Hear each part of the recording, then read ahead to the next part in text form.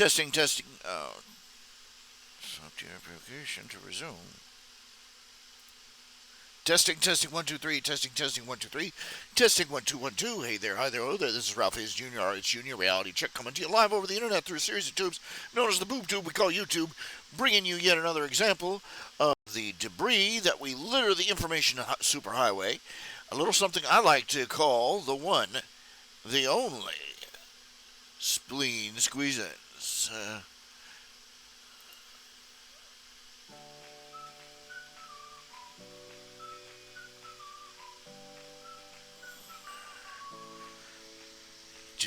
Rockin' to the theme song, rockin' to the theme song,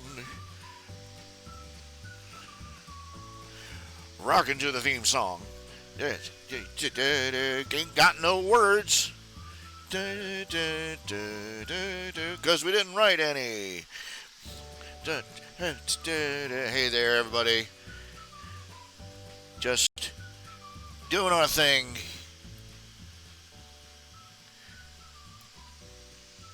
Cruising along.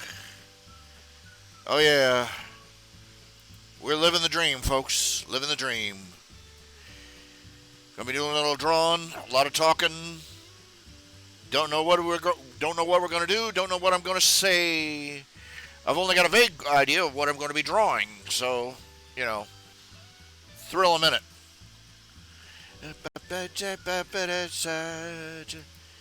Where does this crazy ride end? Hey, everybody.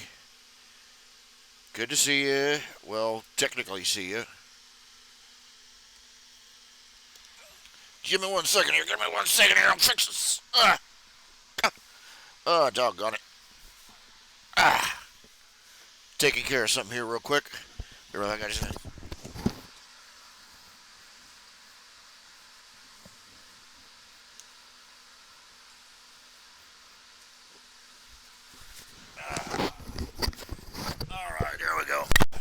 All right, there we go. Just had to adjust something here. And now let's see here. Let's see. Camera capture. Let's see if I just.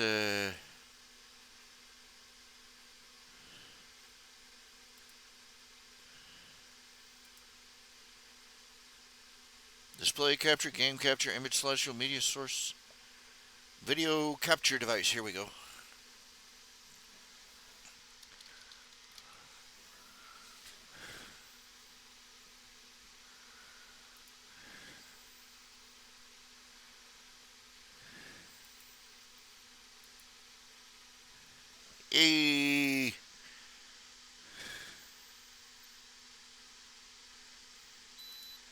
And here we go. Yeah. Put that in the corner. Hey-oh, hey-oh, hey-oh, hey-oh.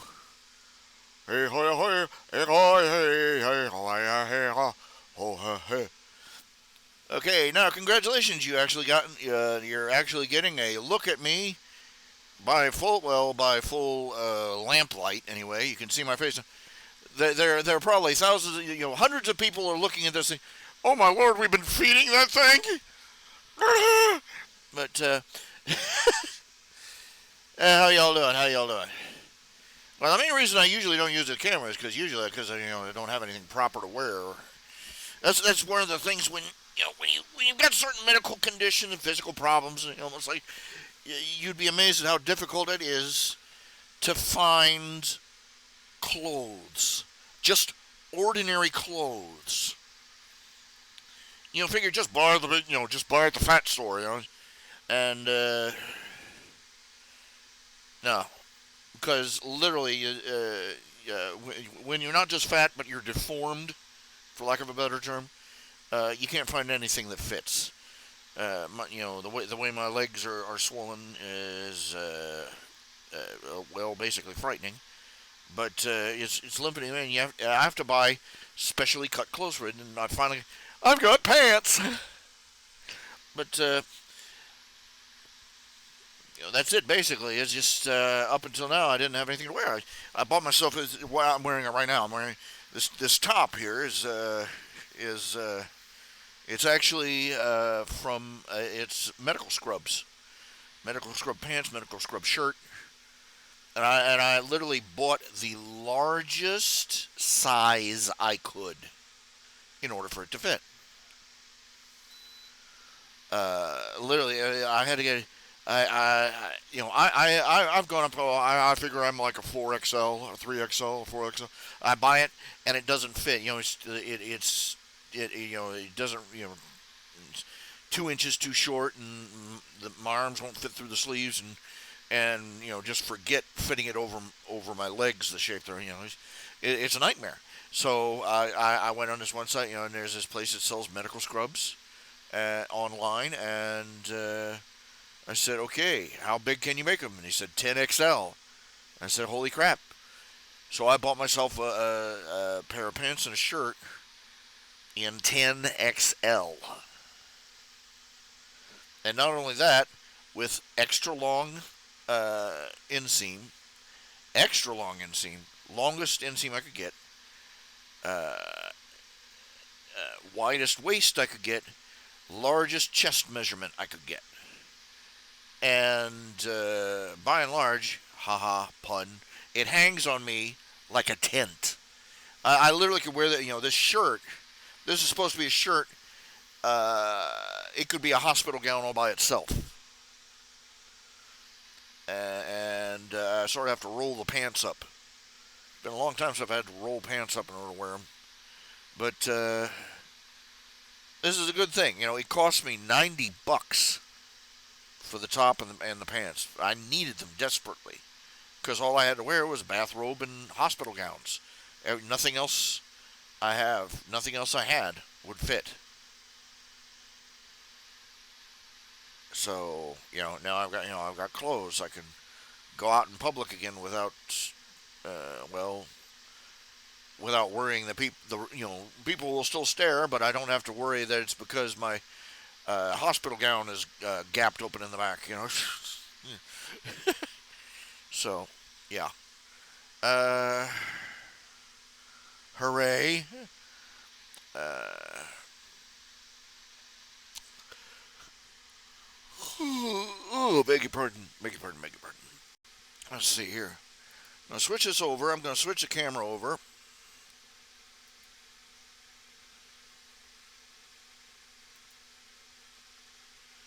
I found a new way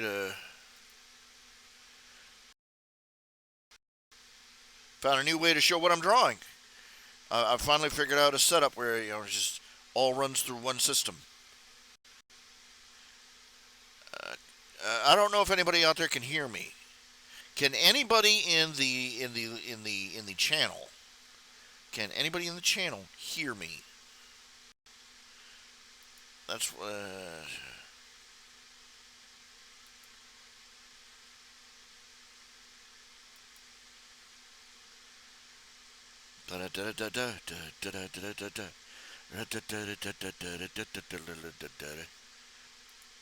settings.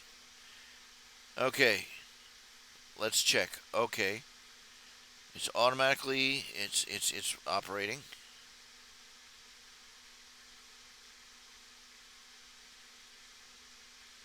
Okay, super. Testing, testing, testing. Back automatic. That's enough of that. Okay. There's it's really not very big screen, so, but what the heck? Life is short. All right, let's see here. Gonna work on the Nip and Tuck and Camp Calamine. I want to get 2 strips done today. I'm gonna be trying to finish up the next Warcrafter chapter tomorrow. I've only got like 3 or 4 paragraphs done. I'm really sticking to my New Year's resolution, and not. Let's see here. Pictures, documents, downloads, documents, my stories. No, I don't need my stories. I need my webcomics. There we go. Webcomics. Strips.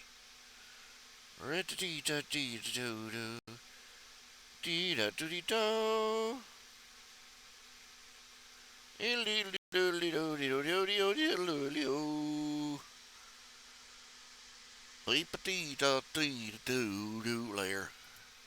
Add a new layer.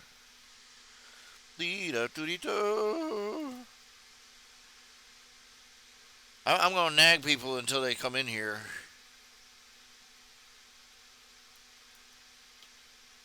Just kidding. I got to go nag people.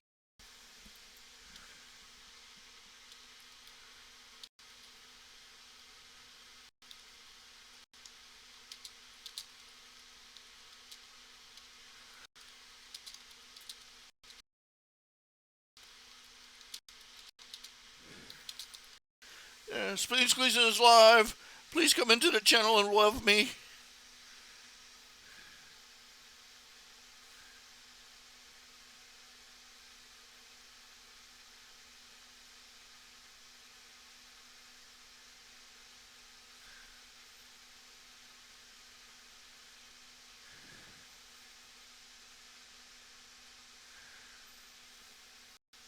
I'm all alone out here. This is sad.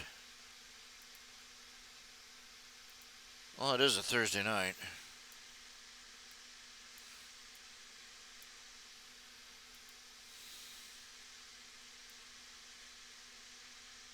Let's see here. Undo. Okay.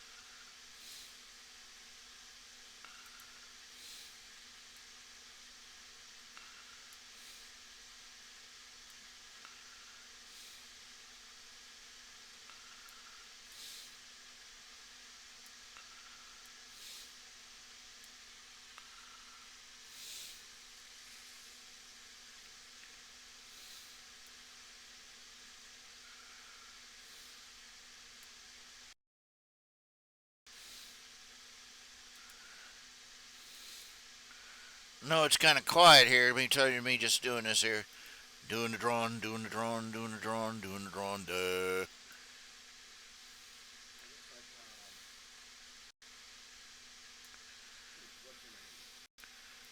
A little bit.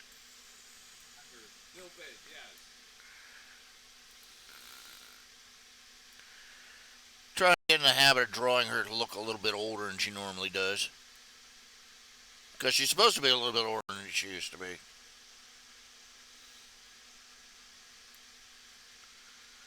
But she's still on the little and cute side, you know.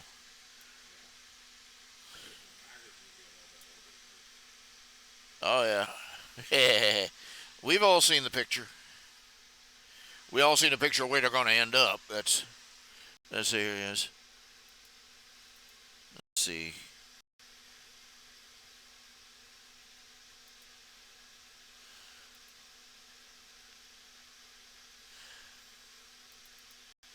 Where did I put that one? I think, that picture of them all growed up has got to be just about my favorite one of them, too.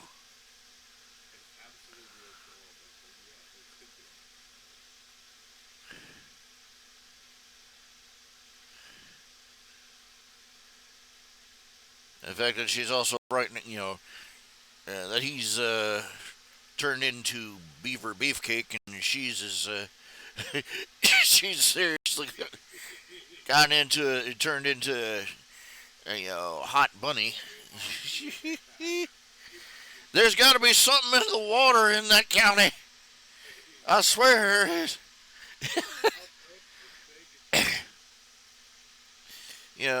Guys from outside of town come through there, and there hasn't been a one that hasn't come through that town and that hasn't had their nerves rattled. You know what I'm saying? Every guy that has a character come through town, you know, uh, it's always been a question: could I have a run in with the Pops Auto girls? And when it's a female commission, it's always about the female characters. He's getting just you know having a head trip about the county. For the guys, it's about the girls. For the girls, it's about how strange the town is.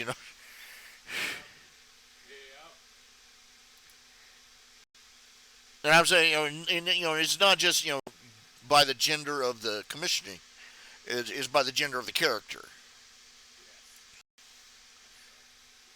They never have a female character show up and drool all, all over the male characters.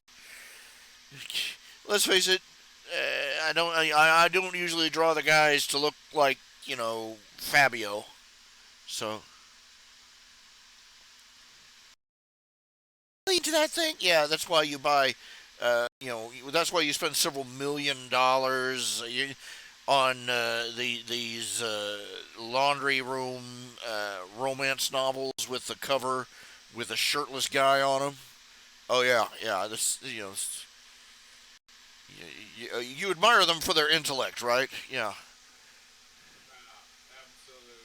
yeah. Women are full of crap. Of course, men are full of crap too. It's just different crap. Different flavors of crap. Yay! And now we've gone there. We went there and we stayed and took the tour. All right. Okay. Okay. For those who missed it, this is me. Hi. Hi there. Yes. I swear, my head looks lopsided in this. It does. It has to do with my beard. For some reason, my beard grows this direction. It's like my head is counterclockwise or something. I don't know. Uh, the hair on my head grows in a clockwise direction. So I try to comb it over the other way.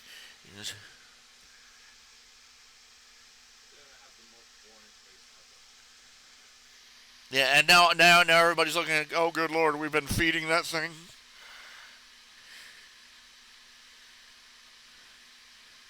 No more Ko-Fi donations. No more Ko-Fi donations. Look at him. He's like a beached whale.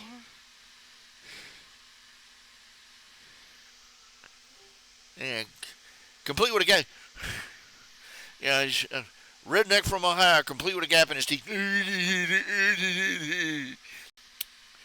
Whoa, All right. Yeah. Hello, ladies. We are here for your daughters.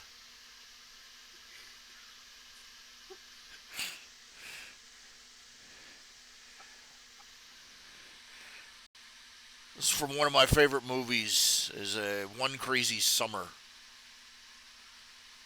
One Crazy Summer. It had John Cusack in it when he was young, real. It had Bobcat Goldthwait in it, and it was, there were two comedies by with John Cusack. It was Better Off Dead and One Crazy Summer, and they are both completely mental comedies, and and they get funnier every single time I see them. And there's one scene where Bobcat Goldthwait is playing with him and his brother are playing with a video camera. He's like, "Hello, ladies. We are here for your daughters." So we are from the planet of the toes, and we bring you and we bring you produce. It's typical Bobcat Goldthwait. There's a cross between a Warner Brothers cartoon and a nervous breakdown. But let me turn this. Okay, we've frightened enough of the children off the internet. We'll turn the camera off now and go back to drawing. I actually managed to figure out a way to set it up so that it sort of works. What this is, you're not looking at my desktop. You're looking at my OBS, and my OBS is looking at my art program, and so this is much simpler to organize. So you got it rigged up to work. Sort of.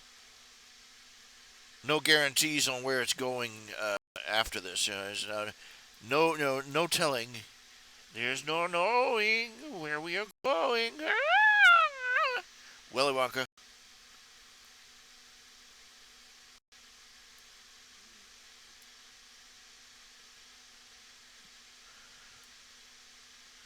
Come on, you remember that part. Yep. So one of the what they used to refer to, what they've come to refer to as a big-lipped alligator moment. In the cartoon All Dogs Go to Heaven, they had this one segment in the cartoon where for reasons no one can comprehend, somehow the main character, the dog, ends up doing a duet with a giant big. I'm not joking. A giant big-lipped alligator. I think it was supposed to be an alligator in drag. I'm not sure. Like it's hard to tell. Gender identity with alligators. It's some alligator lying in the swamp in Florida. You're using the wrong pronouns. I don't know, but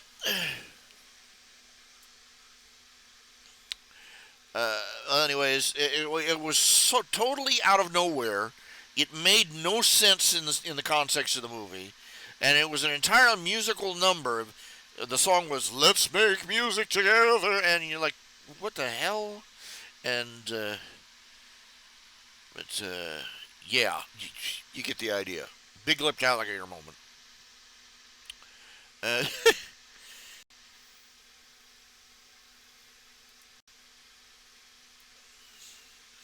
Big hint, you're not supposed to do any of those. You're not supposed to do one of those. It's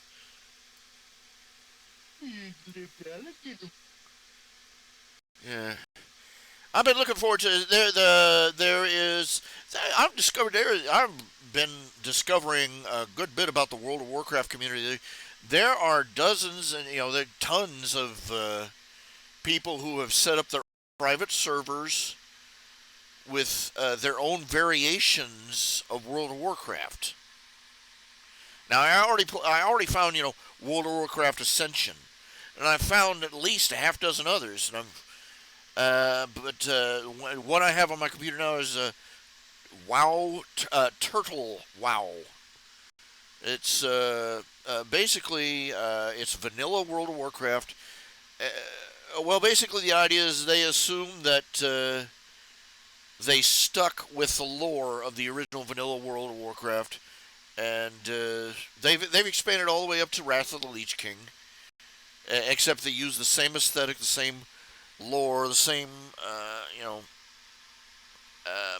game mechanics and everything from the original vanilla World of Warcraft. And instead of blood elves instead of having blood elves, they have high elves, and they're the Alliance, not the Horde. And another few differences in the gameplay and layout and a little bit of the art. And for one thing, Goldshire has more buildings around it, 2 or 3 more houses, more missions. But I gotta say, they've aptly named it Turtle WoW, because leveling your character up is slow as hell. I mean, it is ridiculous. The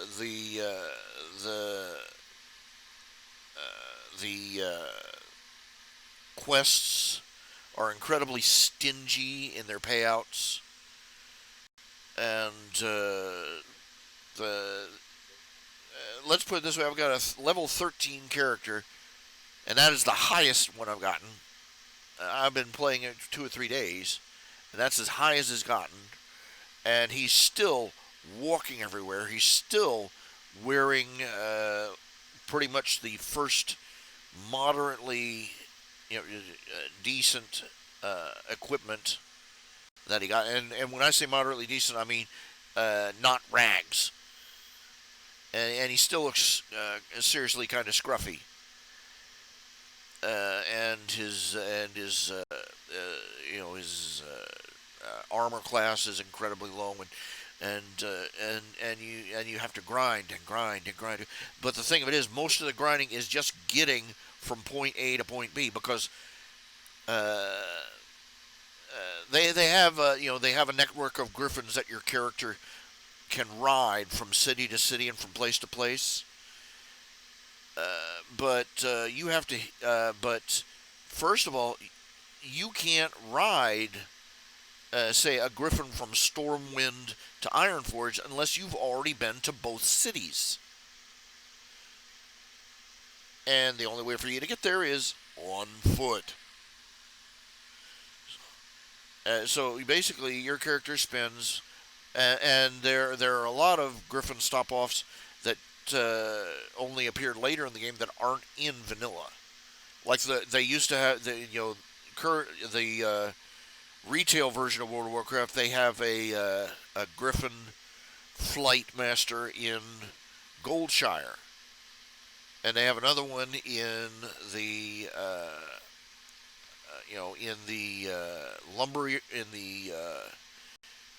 lumberyard, and they also have another one in there are just several ones that are missing. And they're the ones that and those ones that are missing are in the areas where where the low tier players start out. And so it makes the game that much longer, and you spend most of your time not playing the game, but just trying to get from one place to the other. Now, in current World of Warcraft, if you want to do a dungeon run, you can do a pickup group. There's a little window you can open up on your dashboard, and you can check off any dungeons that you'd like to grab a pickup group for. and when enough people get together to run that dungeon, the game will form you into a team and teleport you straight to the dungeon. In vanilla, you have to walk there. And these dungeons can be, and the starting dungeons are literally on the far side of the globe on this game on the map, and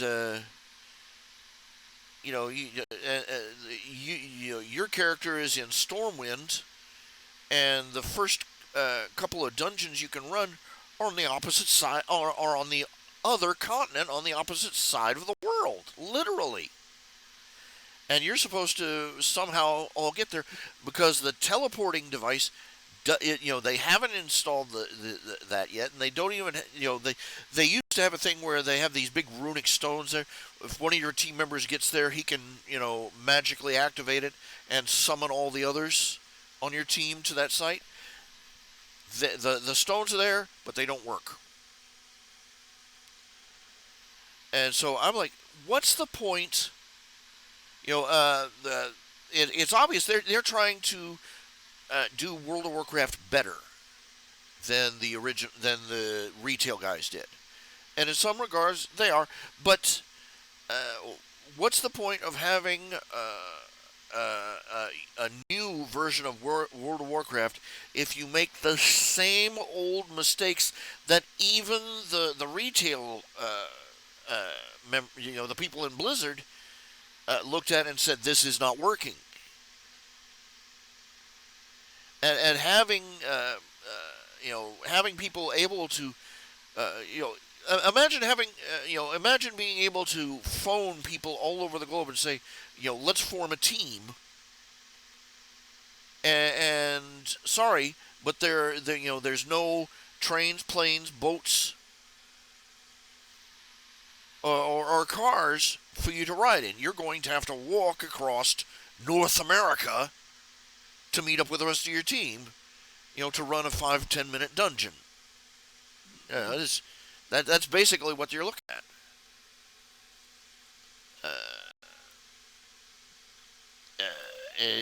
It's very slow, very grueling, and it's becoming very aggravating.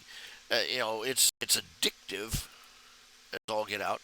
Because they do make a lot of changes in the game and the layout and things that keep your curiosity piqued. What have they changed here? So you keep playing. But I'm rapidly getting my fill of it because you slog away and slog away and slog away, and you don't get anywhere. You got these people that are nostalgia addicts. They keep insisting that everything back before this was better, and no matter how awful it was originally, and the rest of us have to deal with it.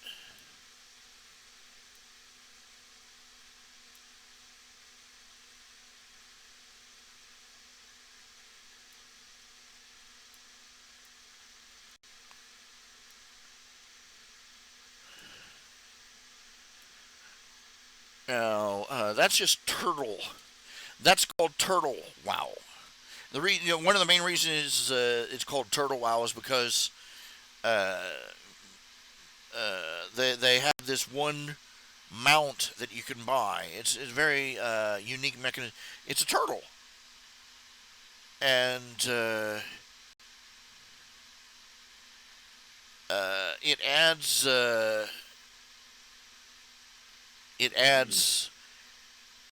to your travel speed based on your level. For instance, if your character is a level 20, this turtle will add 10% to your traveling speed. So as you level up, the turtle gets faster. But if you're dumb enough to complain that the early game, which is where you get people in the front door, is a slog. They come back, slow and steady wins the race. Kind of crap makes you want to punch people. Uh, you know, the appropriate response when somebody complains about a product you're trying to sell, and yes, they are trying to sell it because uh, they claim they're doing it largely out of love, but they also have an online store where you can make donations and get certain gifts that you can use in game. You know, tra la la, tra la. That you know, if you don't keep people's interest, you're not going to be able to you're not going to be able to keep your team together. You got a team of people who are working on this thing for the love of the game, and suddenly people stop playing it. They're going to get fed up with flailing in the wind and quit helping you keep the thing running. My 2 cents right there. My 2 cents plus 8 cents and change. But anyway, it's complaints aside, it's still very addicting to play, and I'm still punching away. I've only played a couple of for a couple hours the past couple of days, but it's still managing to hold my curiosity and my interest, if for no other reason than to see what little tweaks they've made to the game, and a certain sense of accomplishment in taking the quote unquote harder version of back in the day we really had to play. We really had to work at it if we wanted to level up in this game. You got it so easy. Usual old fartisms. But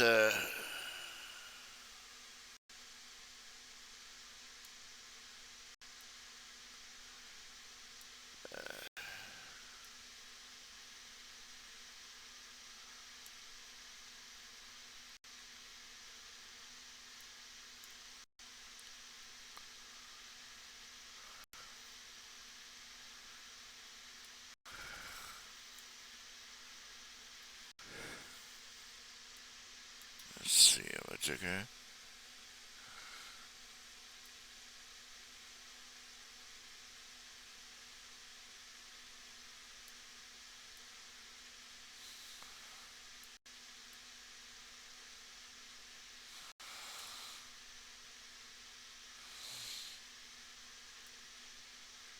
But there are several other similar servers where they have vanilla version, or they have a version all the way up to Wrath of the Lich King, or one that has one all the way up to Pandaria, so on and so forth.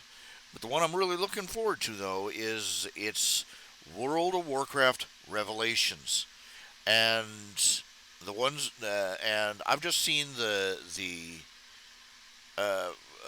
videos of the beta on YouTube, and it is eye popping.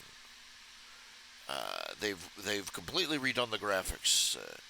The textures, the patterns, the brickwork, the houses, the layout of the cities. They've completely revamped the layout of the cities, and again, but they've turned Goldshire, which Goldshire is in World of Warcraft retail. It is literally a bump in the road. It's got an inn, and it's got a blacksmith, and it's got one house, and that's it. Literally, that's all that's there, and that's supposed to be the town of Goldshire. That's been a stand-in for actually making a town. But these guys, they made Goldshire into an actual small medieval town, and they went into and they completely redid the layout of the cities. They redid Stormwind. It's absolutely gorgeous looking, and they've also the so-called uh, trade, or not the trade center, the market center actually looks like a marketplace now. It has storefronts. Uh, it has shacks where you got people working on different crafts, and they made the layout make sense.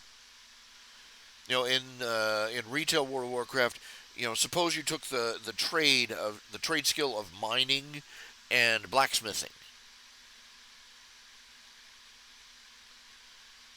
Uh, you would literally you would buy materials in one place, and you would literally have to trot all the way to the opposite side of the city to find an anvil and a furnace to smelt the metal and to do the blacksmithing with it, which is just bloody ridiculous. Instead of having a center of I don't know if they call it the trade center or the market center, or uh, I forget the term, but in this one they actually have a marketplace. Uh, yes, and they've added extra. They've added more missions. They've added new monsters. Added new quests. They've added two new races that were playable races that aren't in retail at all. They're only the Murlocs and the Tuskar. Well, the Murlocs are these little frog slash fish people, little primitive barbarian things that are scattered all over the globe, and they basically serve as a nuisance for your players. And the Tuskar are basically walrus people from the northern continent. But they're actually making them into playable races. So go out, be a Murloc, live the dream. And I'm wondering just how much effort they put into making the gear, designing the gear so that it would fit.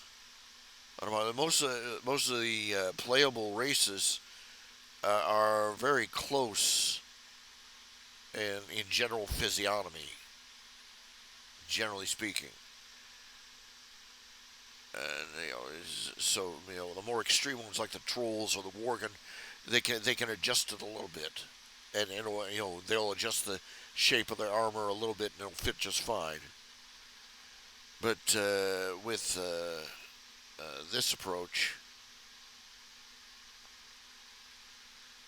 they got the Murlocs and these Warus people, and let's just be simple.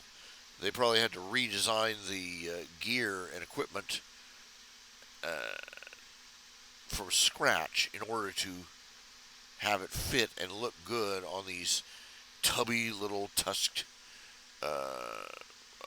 warriors.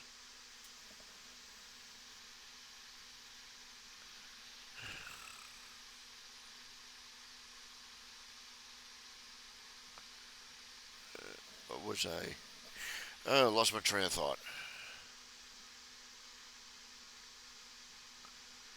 It's probably a lie anyway.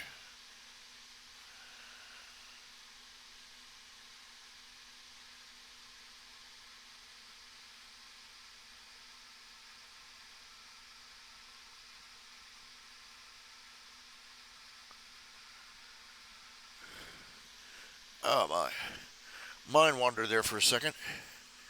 But let's see here.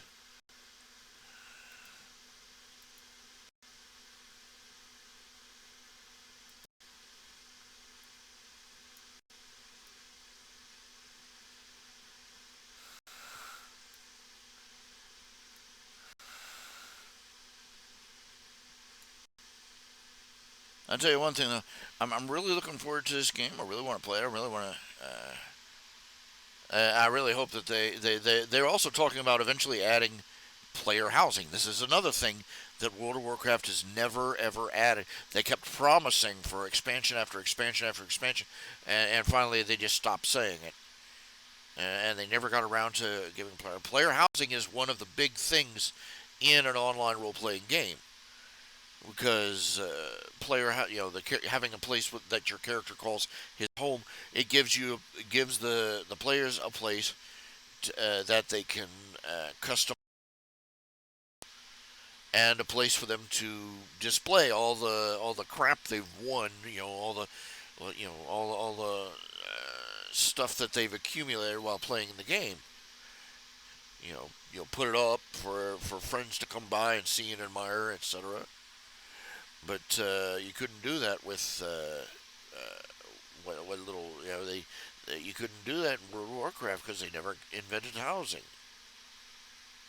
and the foot dragging just went on until people stopped asking when the housing was going to start.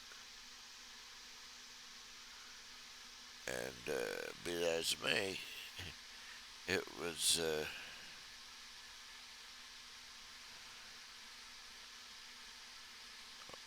Oh,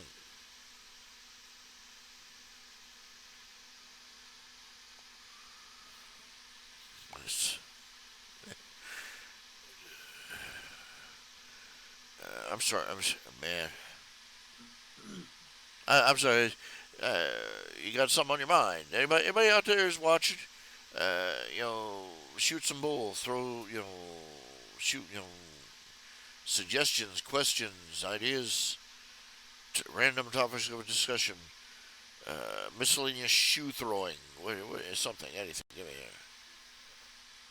I just thought of what would happen if it. You'll have to repeat that. You broke up. I wonder what would happen if Little Bit met Jasper. Little bit met Jasper. Oh, a typical reaction every female's had to Jasper thus far. He's little, he's cute, he's fluffy. He's Yeah, those Little Bit. yeah. You think that's gonna stop her? Well, if you, I was thinking whether it's young little bit, teenage little bit, or adult little bit from everybody's favorite picture. Hey, hey. Yeah. Uh, yeah, she'd squeeze the stuffings out of him. Look, Quentin generally gets treated like a plush toy, and Jasper is an even smaller and cuter version of the same thing. You have to wonder how you have to wonder just what effect Nessie would have with her and her little pet frog dragon, little swamp dragon. People would just turn to goo. Must get help. Child too cute. Yeah, but for the longest time, I speculated a lot about having a line of plush toys, plush Quentins. You know, maybe make a bog dragon or two to sell. But I never found anybody who could produce them, and certainly nobody wanted to do it on commission. On consignment rather. I certainly couldn't afford to plunk down hundreds and hundreds of dollars for some company to make up a stack of little raccoon plushies, in green coats and hats. But the idea is always there. I've also wanted I also played with the idea of commissioning a Quentin Quinn video game, a space ranger, a not a space ranger, a Tales of the Questor video game. Uh, Now my what? Oh, my idea was to make a variation. The idea was is that my idea was that if you wanted a game to be really broadly successful, you make a very simple to play one, like these Facebook games. What do they call it? Casual games that everybody has on their phone, like Angry Birds. What's the term they use for them? Skipping my mind at the moment. Mobile game? Mobile game, not mobile games. Well, whatever they're called. You know what I'm talking about. Simply, you know, make a, we're not talking a World of Warcraft. We're talking more like Candy Crush. But my idea was to make a game based on the old-fashioned Hunt the Wumpus. This is a really old computer game. Where the It is. Yeah. The Hunt the Wumpus, for those in the audience that don't know, oh is God, old I hadn't thought of that. it was a text game, and the idea was is that you were in a building with so many rooms, and you had to move from room to room. You could hear the Wumpus coming, you could smell the Wumpus, but if you walked into, you could shoot an arrow through a door into another room. And the idea was is you tried to figure out where the Wumpus was and shoot it before it found you. And I figure you make a graphic version of that game fairly simply. The idea would be is that Quentin Quinn would be going to these different castles. Each level would be a different castle. The layout, the number of rooms would change with each level, and the layout of the rooms would be random. And the idea is that there would be other obstacles and critters that he would have to get around. It would be a top-down game with just these, and there would be somewhere in the castle would be a quiver full of arrows that could kill the Wumpus. And his idea is that the idea would be is that he'd have to get past the spiders and the bats and the little spooky things and find the arrows before the Wumpus found him. Because if he had the arrows, they could kill the Wumpus. If he didn't have the arrows, then the Wumpus got him. And but that level of programming is let me put it this way: as a computer programmer, I make a really great cartoonist. Yeah. So yeah, that was another idea. I had an idea for a source book for like Pathfinder or Dungeons and Dragons that would role playing a Rokonin, but never could hammer out uh, the mechanics. No matter what I suggested, somebody else, oh, that's so imbalanced. And have you people heard of fun? Fun, the idea of playing a game for fun and designing a game to be fun to play rather than trying to make it some sort of cosmic equilibrium. Just off the top of my head here. One of the ideas I had was that as a class feature, Rakonans would be able to cast any cantrip. The base level 0 spells that pretty much every class in in Pathfinder or Dungeons and Dragons has. The idea would be is that it was to get across the idea. These guys, they have very little magic, and so their spells are kind of small, but they're incredibly versatile with it. So regardless of class, a Rakonan should be able to cast at least a handful of cantrips. The more experienced ones would be able to cast more, and the actual ones that were actual mages, sorcerers, wizards, and so forth, would have that in addition to It is possible already it's already possible in Dungeons and Dragons and Pathfinder to make a wizard or sorcerer build that can cast any cantrip. Do it, cast it as many times a day as they want at no expense. And well, Perfect Lionheart described the build, and he'd actually run it past a dungeon master to have somebody else go over the rules and everything to determine if it was legit. And yeah, I swear, of all things, Perfect Lionheart, he's a fan fiction writer, but he is also apparently a tabletop Dungeons and Dragons aficionado, and he is apparently a man born to min max.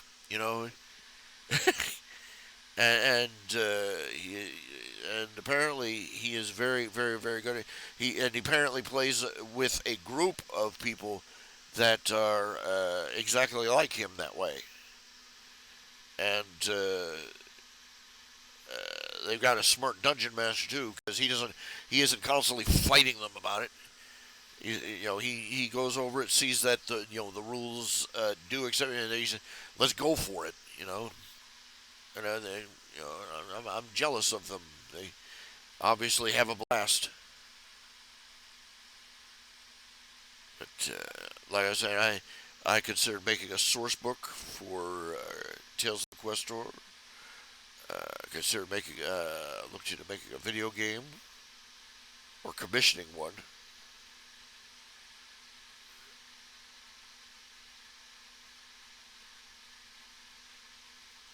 Lots of ideas, little execution. You know, when you haven't got the tools, time, or talent, and you can't seem to leverage what you do have into accomplishing it.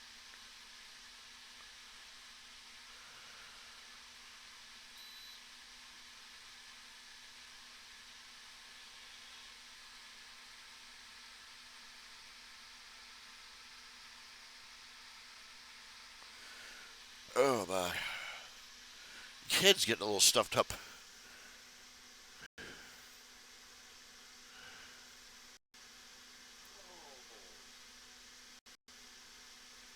Oh, it's 10 o'clock. I need to get going. Uh, no, don't leave me alone. I'm all alone and the wolves after me. But yeah,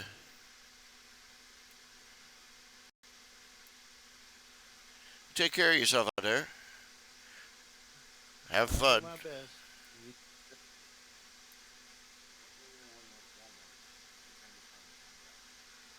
Walmart. mm, yeah. I will say this: Walmart does. Walmart is not the worst company to work for, despite all the bashing it gets. That's true. I could be working for Amazon Oh, good lord! everywhere. I've heard the stories. Yeah, they're just going to have to reach a point where they're going to have to admit that their company runs on so-called unskilled labor, and for decades they've been mocking. Hey, you want more better pay? Go get another job. Now they've all left, and congratulations. Where are you now, Johnny Genius?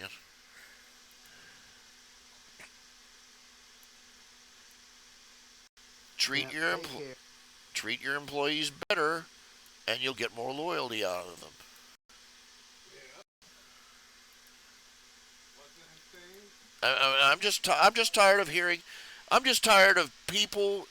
There is something seriously wrong with a society that refers to people who slave over hot stoves and scrub toilets as being entitled.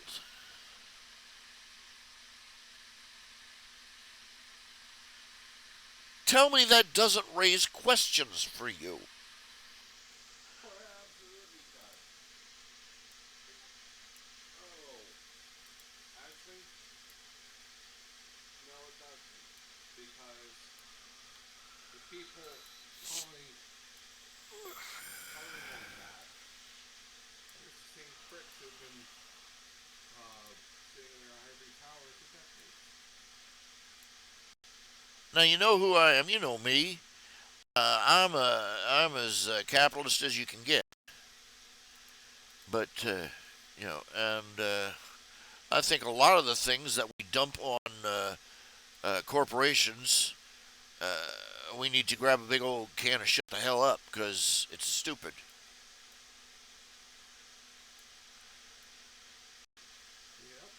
Yep. We expect a corporation to handle things better than we expect a corporation to handle things with the deftness and facility of an individual, and to be both. We expect both powerful and agile. We expect them to be a father figure or a parental figure rather than a company.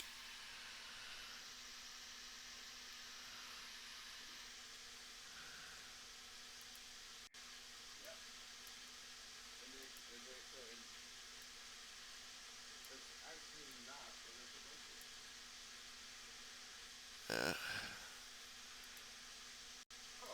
Uh, Oh, uh, on the other hand, I'm not one. I'm never going to deny that do get up to some absolute rat bastard shenanigans. Uh, like what McDonald's did to Sid and Marty Krofft. They it was established, it was proven in court. It was it went through in court that McDonald Land was basically plagiarized from Sid and Marty Krofft's show. Uh, what was the name of the one with the sea monster? Not the sea monster. The HR Puffin stuff. It was. They went in. Back in the early '70s. They McDonald's approached Sid Marty Krofft and said, "We'd like to do a promotional using HR Puffin stuff." Like they do with other franchises. And they went into talks, and the talks went in circles for about a year, and then they stopped. Just dropped contact. And Sid and Marty Krofft never heard from them. And then they turn on the TV. Surprise! They've got McDonald's Land now, which used the same art style and all but copied characters from Sid and Marty Krofft with a thin coat of paint and made the McDonald Land characters.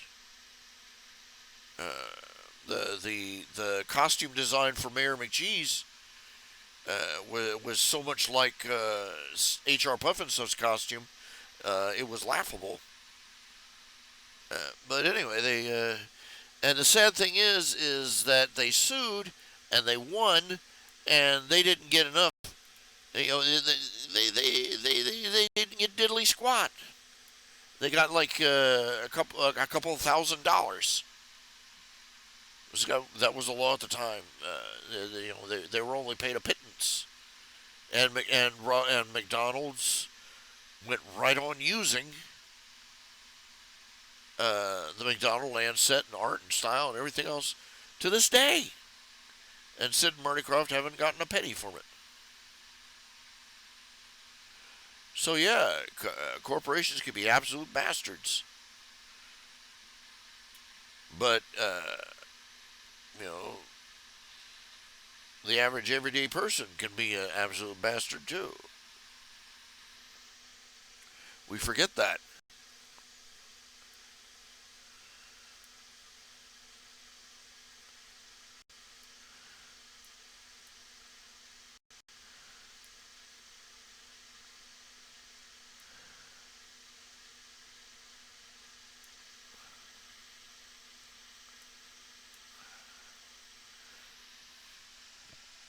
It was.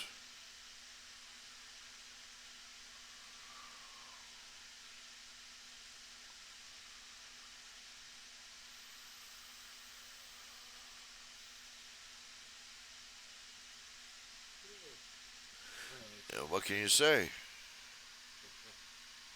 You know the hot coffee lady. That story. They spun that one all the way around. They make it sound like, oh, this woman spilled coffee on herself. She was given a cup of hot coffee, and then because it was hot, she sued the company because she spilled some in her lap, and it's just frivolous lawsuit. What they don't mention is that the coffee was literally heated so hot it was just this side of boiling. It was they had problems with it before. People buying the coffee and getting severe. We're talking third degree burns. Basically, what they did is the woman went through the drive-through, ordered a cup of coffee, got the cup of coffee. They parked in the McDonald's parking lot so that she could add the sugar and cream.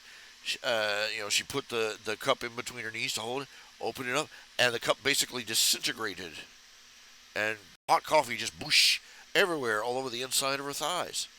And this was an elderly woman. So you can imagine, any kind of burn or injury is very severe because it takes so much longer to heal, and the damage was that the poor woman had to get skin grafts, and they made up this and they came up with this BS about, oh well, we keep the coffee that hot because we've done research and focus groups and all this other stuff that people want their coffee hot, hot, hot. Never mind that dropping the temperature of the coffee just a handful of degrees would have made it safe and more drinkable. Frankly, they wanted to substitute heat and noise for substance.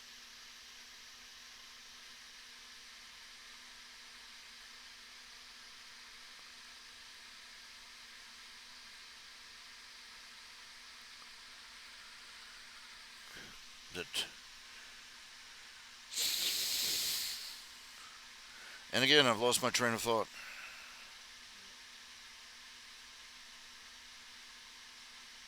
I literally cannot remember what I was just talking about. I hate that when it happens.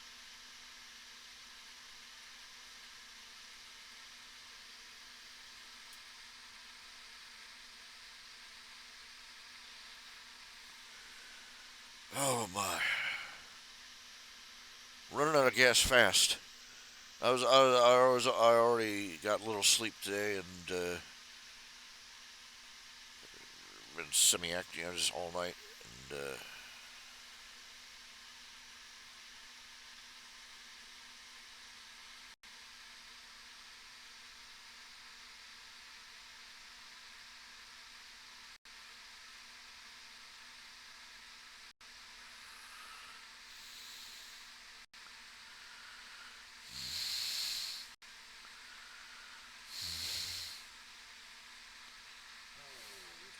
And forgot myself for a second. I shouldn't let my mind wander. It's too little to be on its own. Uh, I am recounting Gold War II. to, Again, it's an old,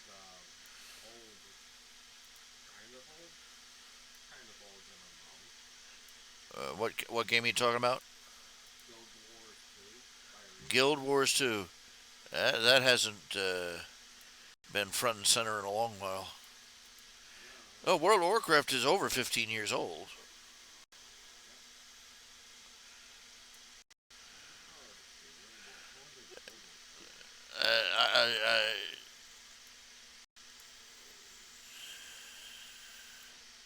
Guild Wars 2 is on Steam. Oh, what? it's not yet. It's not released on Steam yet. Okay. I'm still waiting for them to release Spider-Man movie No Way Home.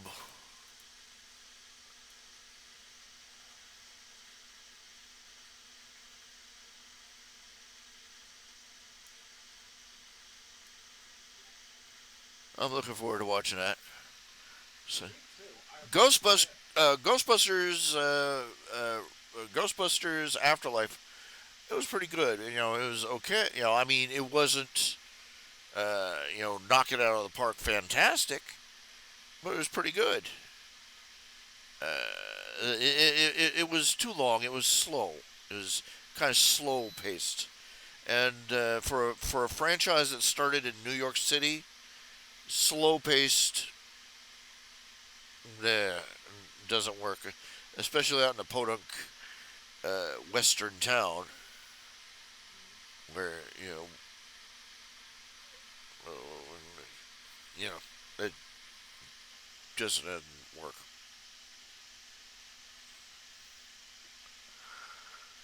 Oh, yeah.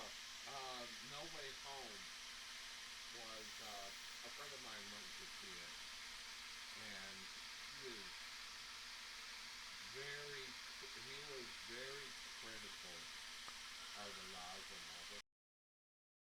He just went, this is really stupid. Yeah, I still say, as far as I'm concerned, this is not the real Peter Parker. This is not. He's the character is good and the stories are interesting and the writing is decent, but it's another character. It's not Peter Parker. Not the Peter Parker that I and literal millions of people grew up with.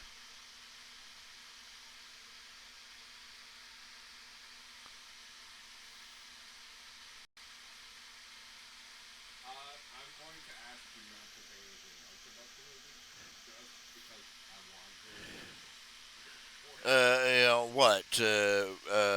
Ghostbusters Resurrection. That's the one I've seen. I haven't seen the other. No, Far From Home. I have No Way Home. No Way Home. No Way Home. They're working on a theme, obviously. Yeah.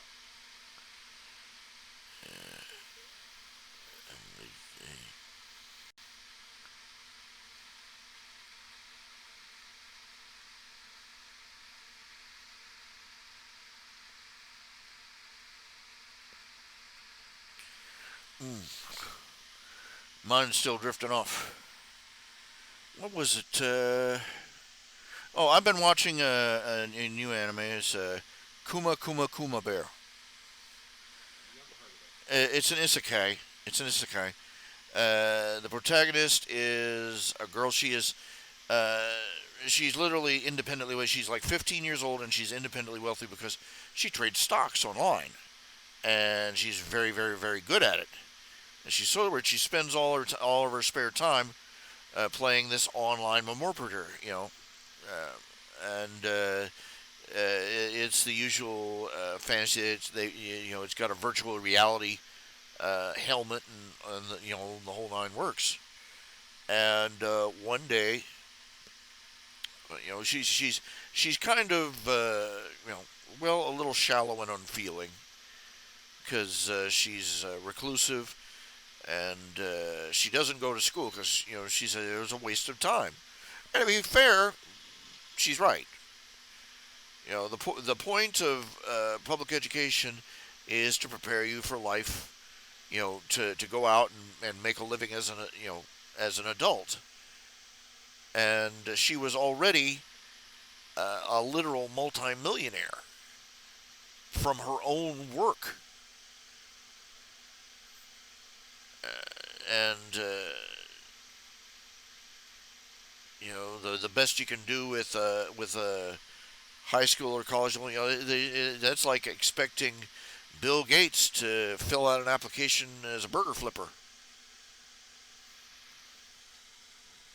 But one day she gets sucked into she gets transferred to the world of the game. She doesn't get cocooned? She she doesn't get sucked into the game. She gets she gets taken to the world of the game. Subtle distinction. And the thing of it is that just before she had uh, fallen through the magic portal, she had been playing the game, and one of the, she got a free, because she was one of the major players of the game, she got a free costume that day, and it was more of a joke costume than anything. It's a bear onesie. As basically it's a bear suit with bear puppets, hand puppets for gloves, and it looks silly and ridiculous, but it turns out to have bonuses, player bonuses that are through the roof. And she said, "Okay, I'll try it on." She enters the game, and it doesn't take her long to realize that she's there for real. And it turns out that all her gear is gone. And if you've ever played an online role playing game, you'll know how bad that is. And her character, she had already maxed out her character, but now it was back down to level 1. And the only piece of gear she had, she doesn't even have any regular clothes. The only outfit she has is the bear costume. And apparently some random cosmic being is jerking her around, trying to teach her some sort of lesson or something. And she doesn't, she even, she even has, the costume comes with a matching teddy bear bra and panties. Yeah. Hey, it's Japan. You knew it was coming. But, and she finds out that this bear costume gives her all sorts of ridiculously powerful abilities. She can cast just about any kind of magic, and it's more powerful if she can come up with a way for it to be bear themed. So she's shooting bear shaped fireballs and bear shaped frost spells, and she has a spell that'll make a cottage grow, but it's a house shaped like a bear. You get the idea. And it's totally, and but it literally puts her, she's only first level, and this suit puts her on the level of a max, the equivalent of a max level player. And she has no other option, so she goes along with it. It's a constant source of aggravation that she walks into what, and everybody goes, "It's a woman in a bear suit." Yeah, you've seen it before, and the first time, she saves a girl from being attacked by a wolf, punches it, and launches the wolf into orbit. And the girl is grateful that the girl leads her to town because she was lost in the woods. Bear in the woods, make your jokes. And they lead her to the town. Hold up. You said it was a wolf? You said it was A big wolf. a big wolf. Yeah, a dire wolf, basically. There's this little girl. She was out picking herbs to make medicine for her mother. Very, very maudlin. But a wolf had cornered her, and so Kuma, the protagonist, she runs up and punches the wolf, and and yeah, and I believe that there was more than one, and she got attacked by a pack of them at one point, and she punched one so hard it exploded.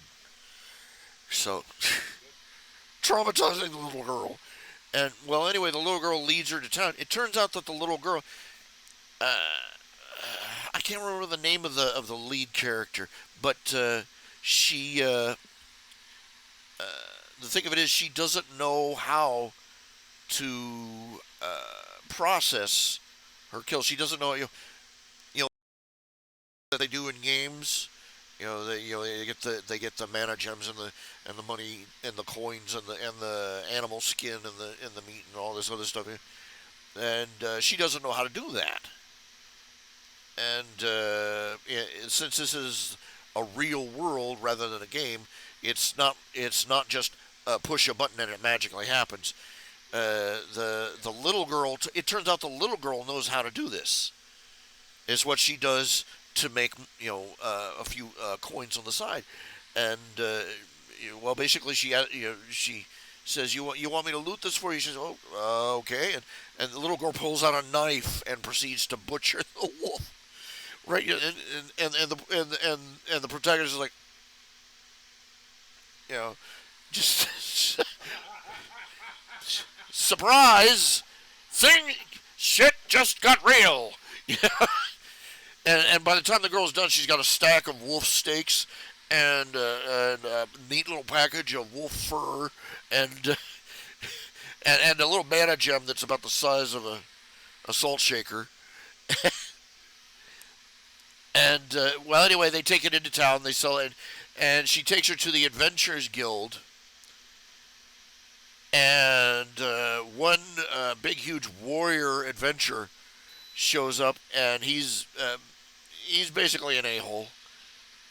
And he sees the girl, and he sees this 15-year-old girl dressed in a bear onesie, applying to be an adventurer, and he starts laughing at her and mocking her and insulting her, and telling her to go home to her mommy, and she sort of just looks over her shoulder and says, "Could somebody tell me why there's a goblin in here?" And that just boom hits the button for him, and he flips out at her and he starts and he makes all sorts of blustery threats, and she basically laughs in his face. And he said, "We'll take this outside." And the camera barely even pans outside here. Thump!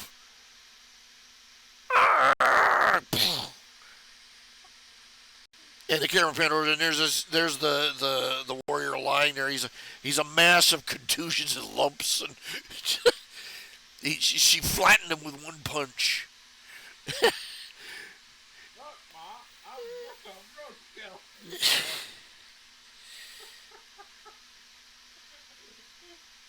And it's a very cute show, though. It's very cute. It's not a lot. It's not got a lot of action in later, but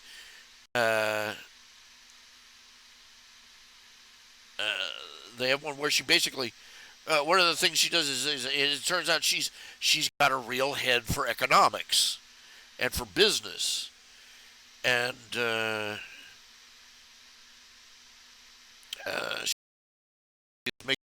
she's not only kicking ass and taking names and monster hunting. Every day she shows up at the Adventurers Guild with a stack of dead monsters to be processed. And she starts out with one wolf, and then she comes in with a stack of wolves, and she comes in with something that basically looks like a moose. And it's hilarious. And the people in the neighborhood, they start calling her the Bloody Bear, because they actually have to ask her to lighten up and go hunt someplace else, because she's basically wiping out the monster population in the nearby woods and leaving nothing for any of the other hunters. And let me see if I can get. I'm going to look around here, see if I can find a picture of it. so you can see what she looks like. It turns out she has two bears, one black, one white, that she can summon. One white? Oh And and they're not like regular. They look like They basically look like gigantic living teddy bears. And people still freak out about them. Yeah. It's a bear. What's a polar bear doing this for itself? Oh, don't run! Eating people. Yeah. Yeah. Kuma Kuma Kuma bear image. Come on. Hey, her, we got our run to this view. Here we go. Here we go.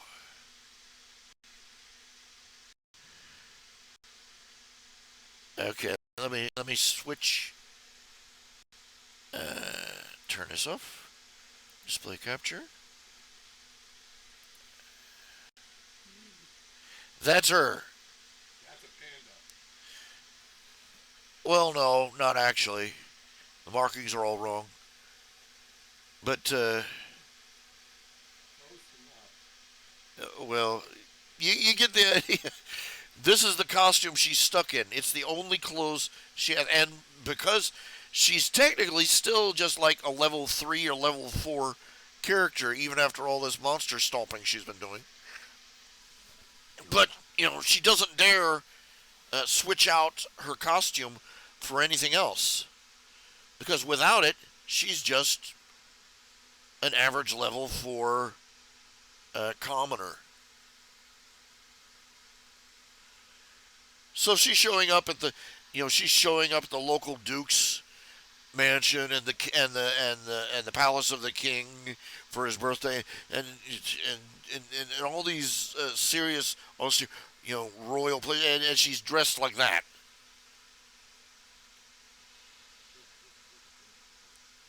And people keep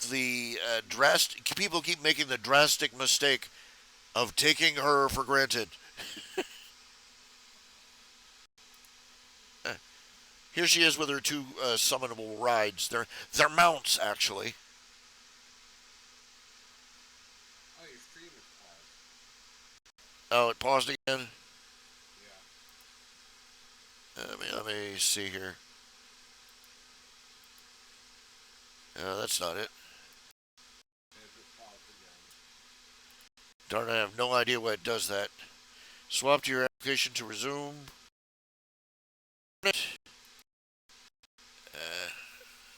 Just a second. Just a second. You see anything yet? Nope. Oh, well, darn it. Not so much for that. Well, just a minute. Well, it doesn't really. I'll show it later. You got a glimpse. You saw the girl. You saw the picture briefly, didn't you? Yeah. Turn off display capture.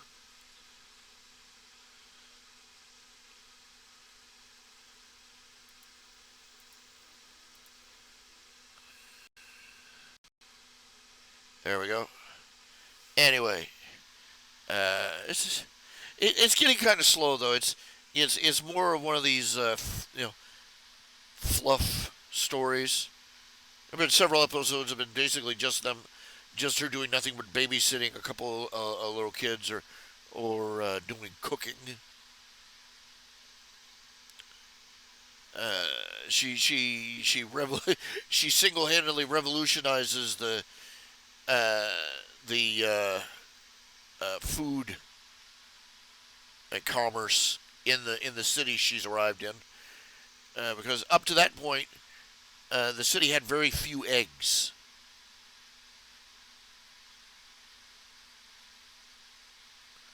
But what it is that out in the hinterlands they have chickens and eggs and all the time, but shipping them to the city, it's supposed to be a medieval city, in spite of the fact that the architecture looks like a modern city.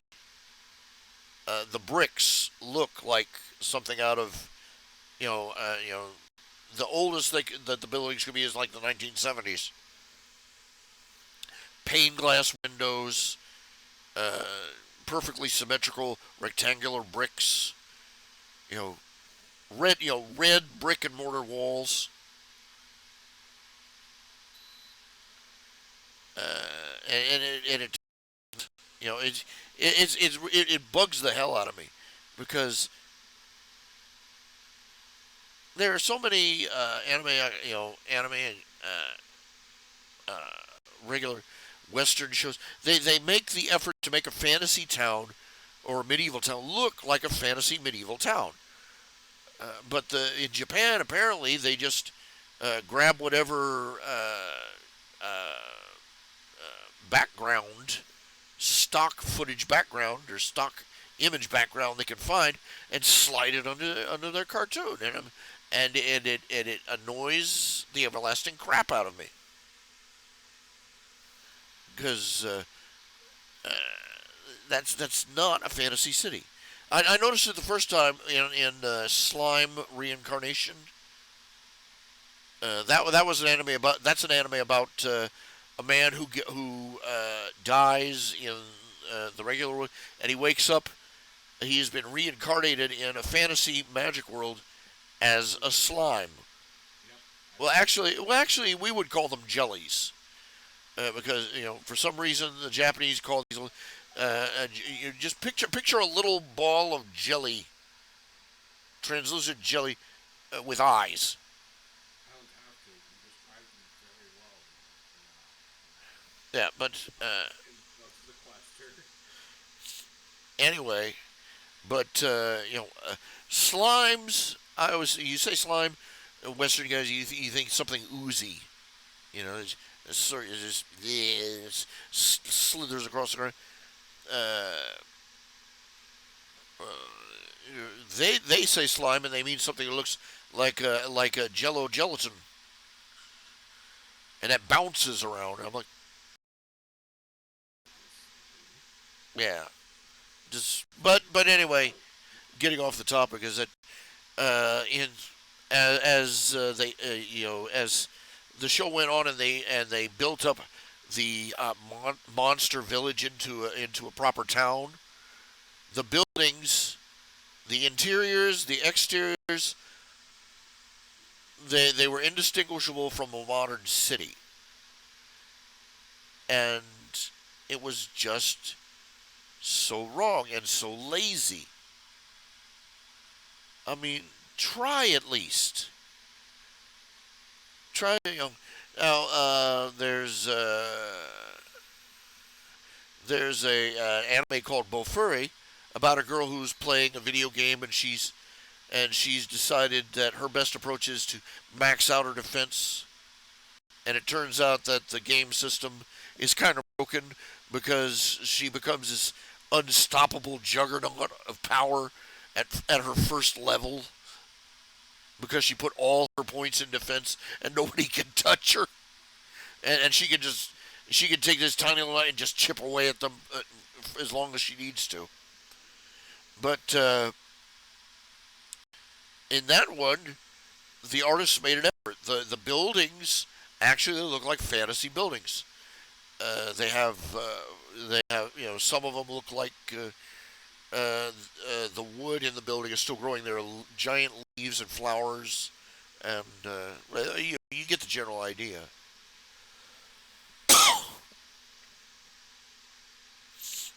I mean, when I came up with Tales of the Questor, I made an effort. I made an effort to try and make the Rakonans villages and their houses and their architecture look, both referentially from fantasy and also to be unique to them. I don't know how well I succeeded.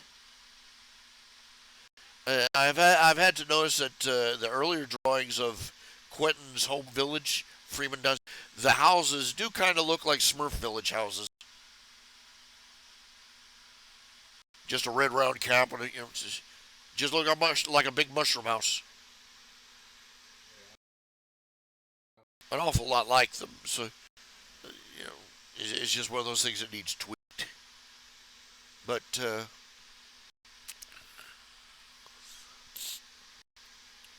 people that can't even bother to,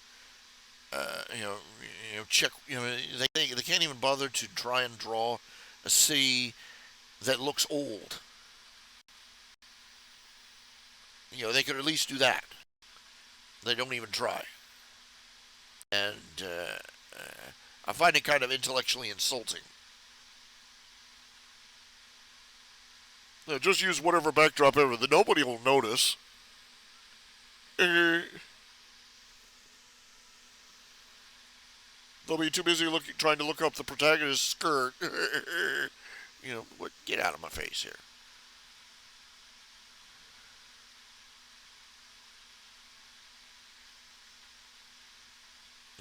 I,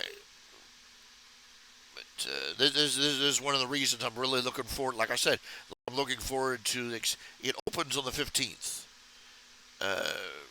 Look it up and Google it. World of Warcraft Revelations.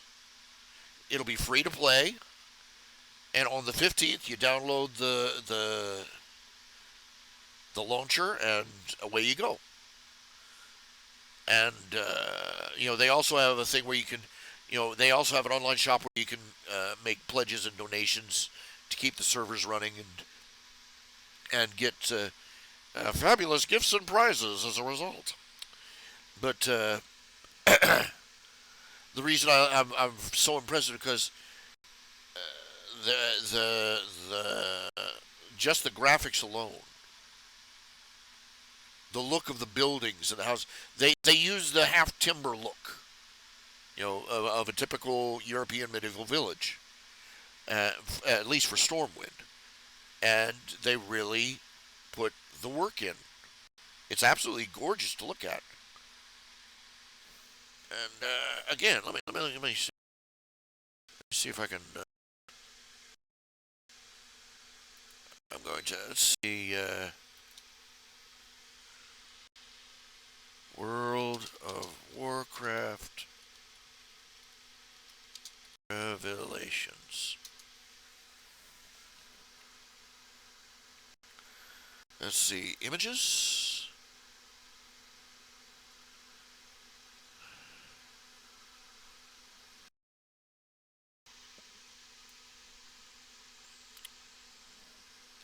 They did a place, the marketplace looks like a marketplace. The banks look like banks. The palace is vastly improved. Let's see, I'm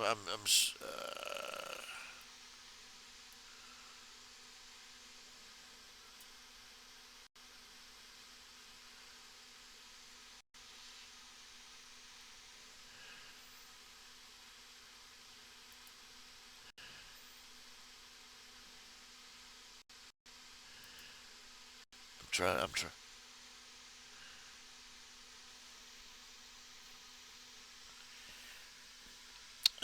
Let me switch it over.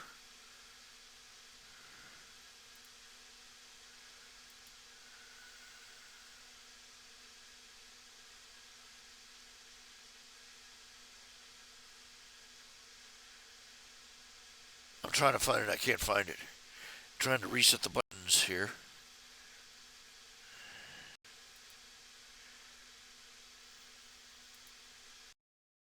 I'm on display capture for my, and no, that doesn't work. And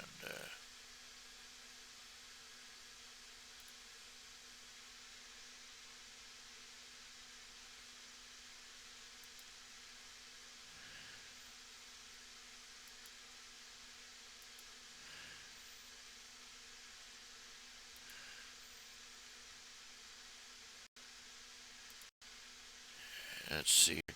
I'm changing the window here.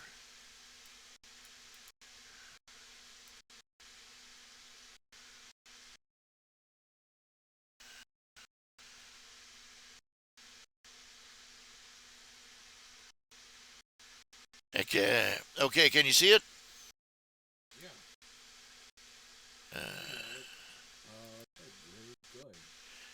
You can see this is. I'm not sure what it is. I believe that's in. Ah.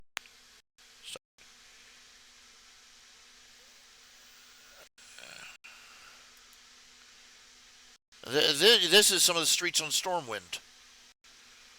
The buildings already look very different. This is the.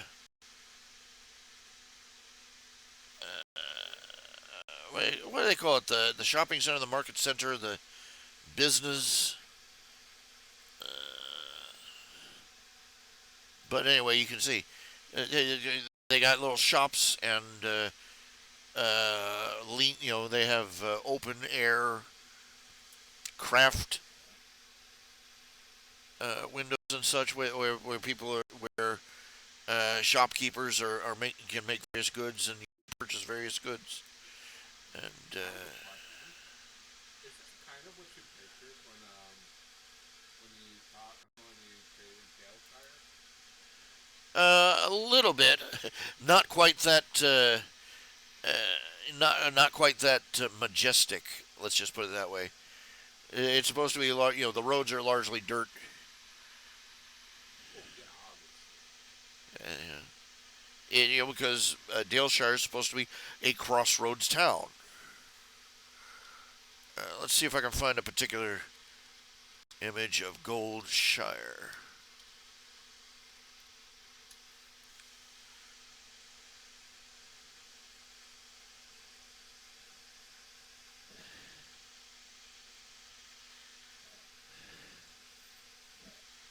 Oh, they've got a video here on YouTube.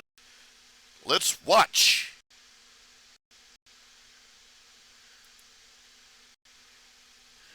Let's see here. Taking a stroll through Goldshire. Now, if you've ever played World of Warcraft Goldshire, like I've said before, and I'm repeating myself a lot in this show, the Goldshire is and has been for every expansion. They've never done anything to it. It's just 3 buildings at a crossroad, an inn, and here we'll just.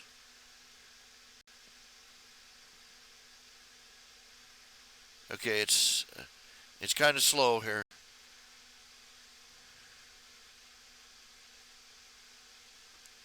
Can you see it?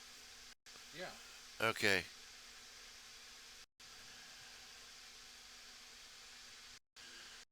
See if I can get what I'm gonna theater mode, full screen. Here we go.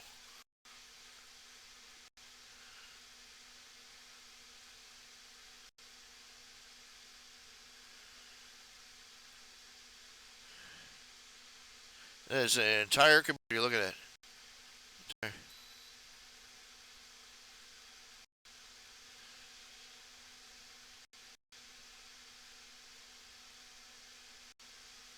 They go keep fiddling around with a map here. Doggone it. I don't want to look at the map. I want to look at. Show me the town. Yeah. It's kind of blurry because I'm passing it through 2 systems here. But look at you can see just looking at. They got streets and buildings. They got one of the things that Revelations has is that you can make a donation and you can make a custom NPC. One of the characters that'll roam around in the game and say various things on cue, that kind of thing. This is available by Manaplots. Manapot, if you haven't Manaplots, Manapots. And he's a go-to guy for this kind of information. Look! Oh, that is gorgeous. I can't wait to explore it. Mostly, a lot more buildings that mean something here. But most of the buildings in retail World of Warcraft are just false fronts. Look at, they got a watchtower in Goldshire. That's a first. And they got that huge smithy there. Look, oh my word. And Goldshire is a proper town now, and that's just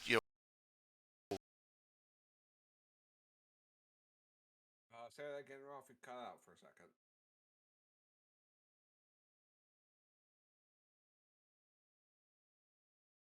Ralph?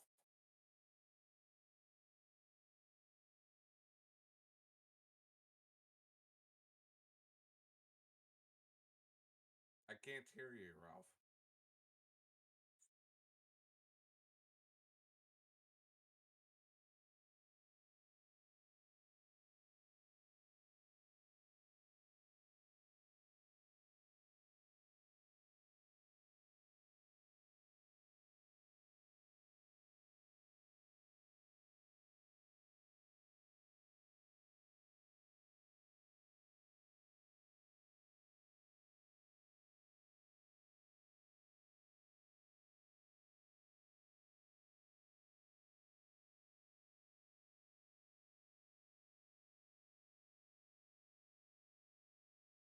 Yeah,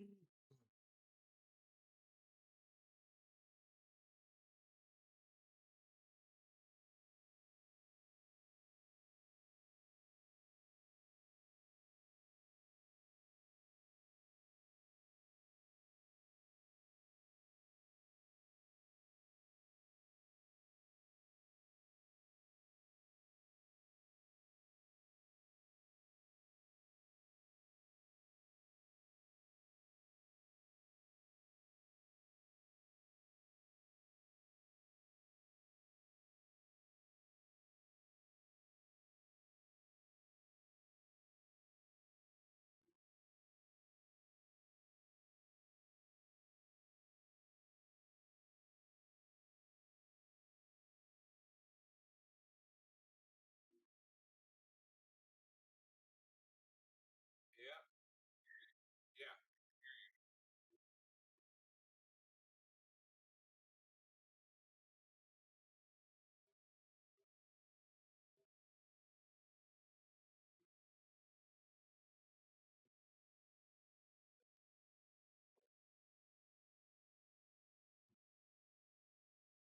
yeah. It looks much better.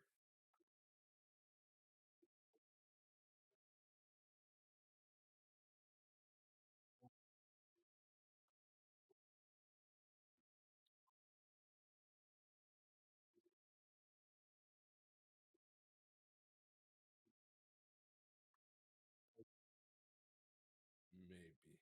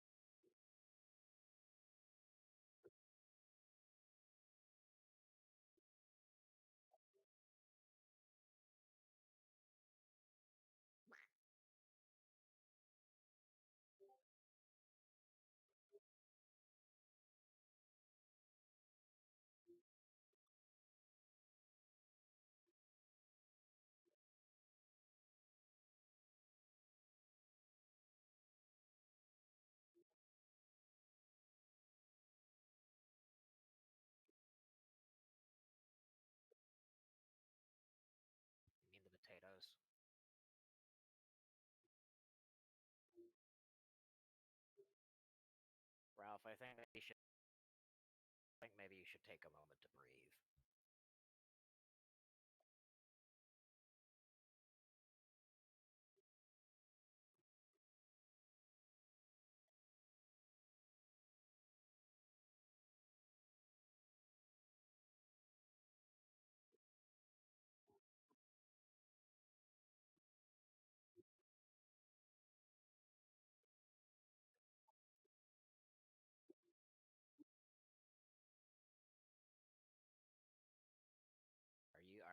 Are you gonna be okay?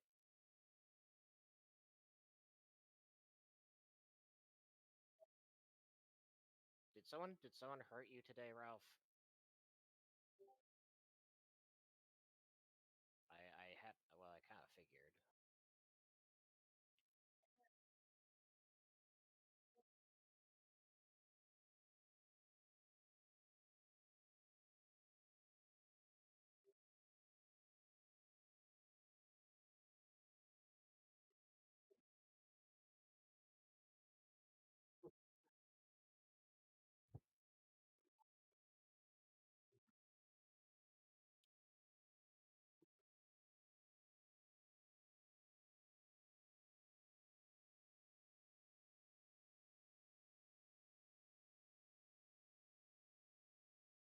So you were talking about Final Fantasy Online.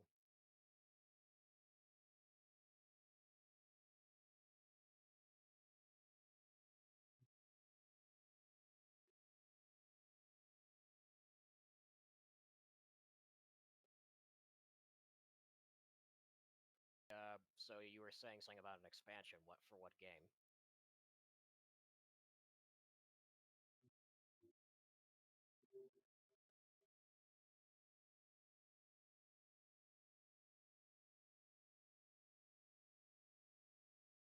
Ah, that's nice.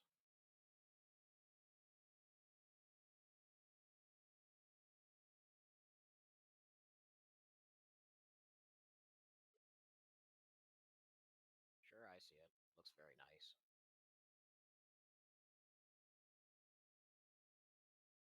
It looks very nice. I hope Blizzard won't shut them down.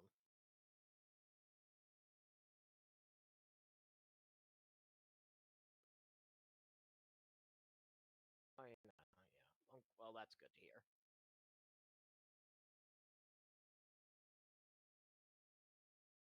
Well, that's. I'm glad to hear they're doing okay and not being interfered with.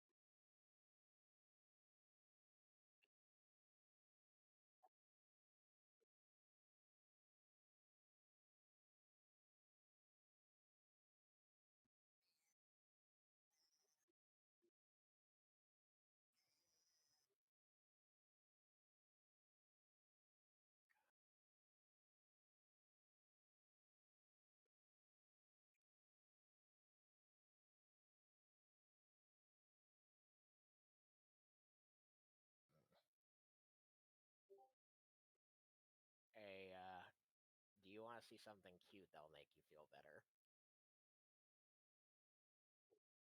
This is just this short video I found that's cute.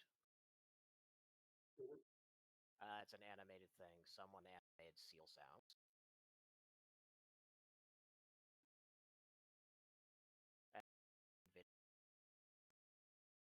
Discord.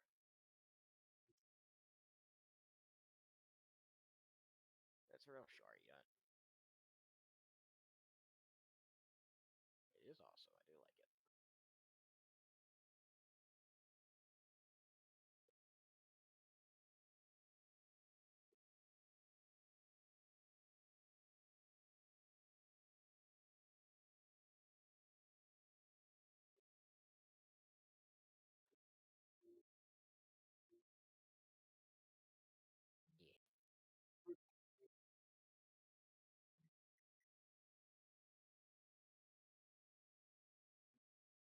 Yeah.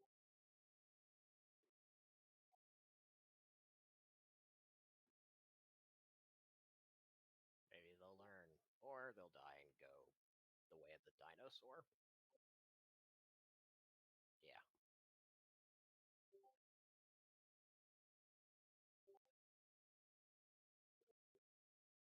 I was gonna DM it to you.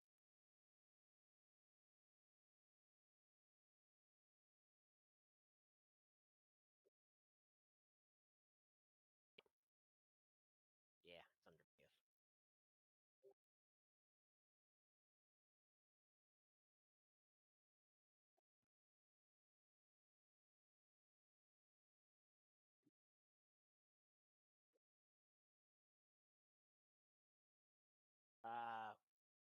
Keep going, Rob.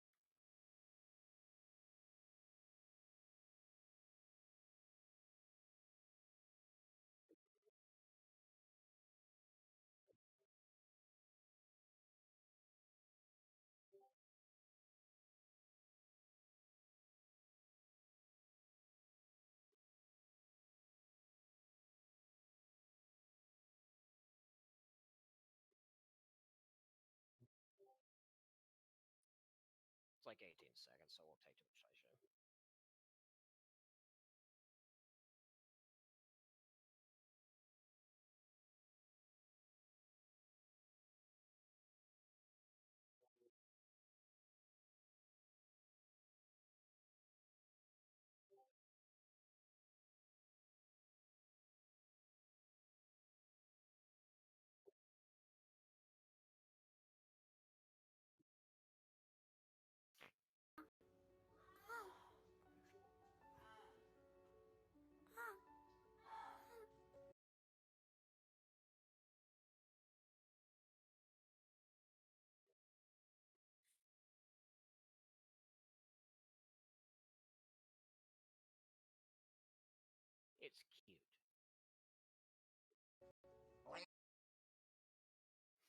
It's cute. It's cute.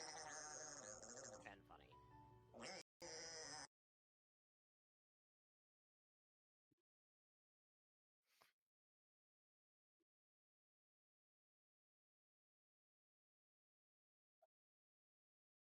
It was okay.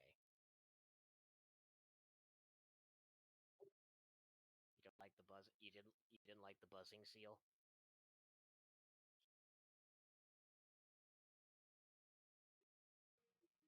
What's up, guys? This is Mana yet again here with some more Revelations WoW video.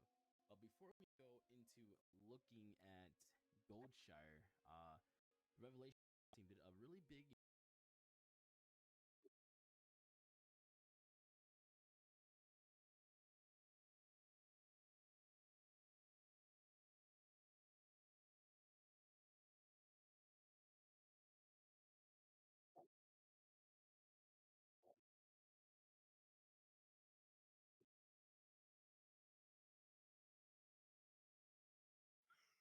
Okay, that was funny.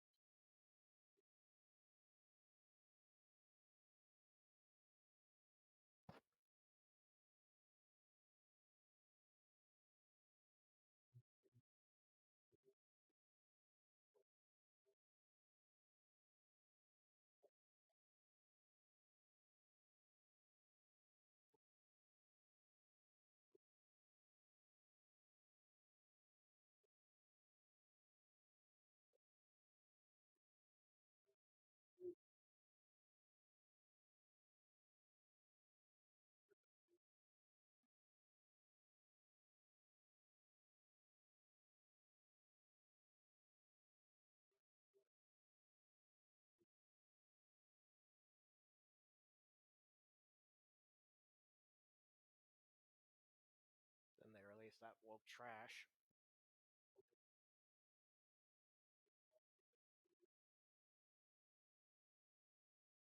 Well, I mean, they did release.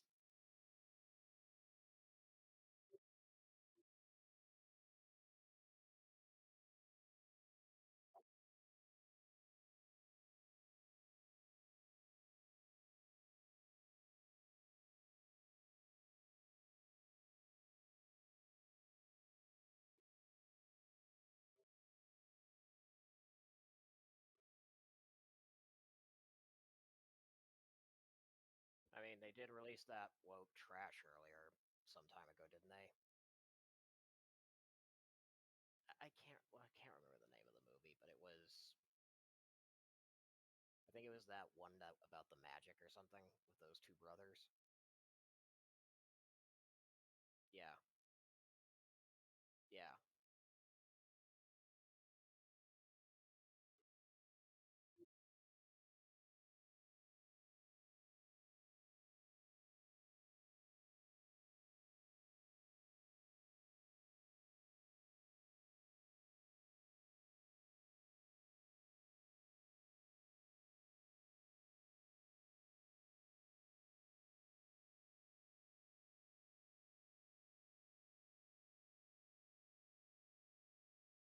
Didn't they have a trans person? I thought they did. Okay.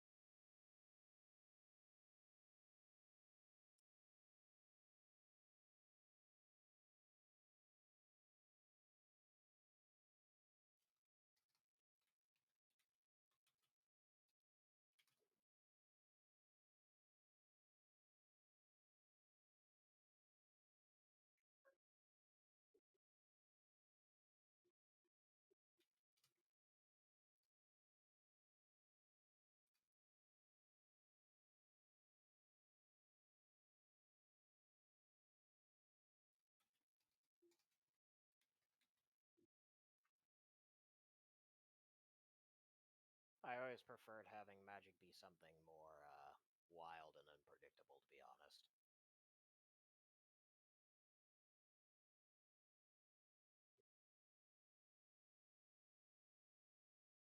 Well, that's why you make it dangerous. Really dangerous, so that they don't try making it a second science. Because then that's what it becomes. It just becomes second science, and that's everybody's running around with a.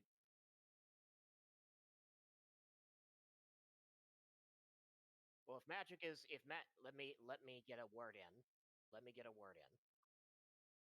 I wasn't finished with what I was saying before. If you let everybody use magic, then what's so special about it? There'll be magic items everywhere. Everybody will have that +1 dagger. Everybody will have that enchanted key. There's nothing special about that. Everybody can fly.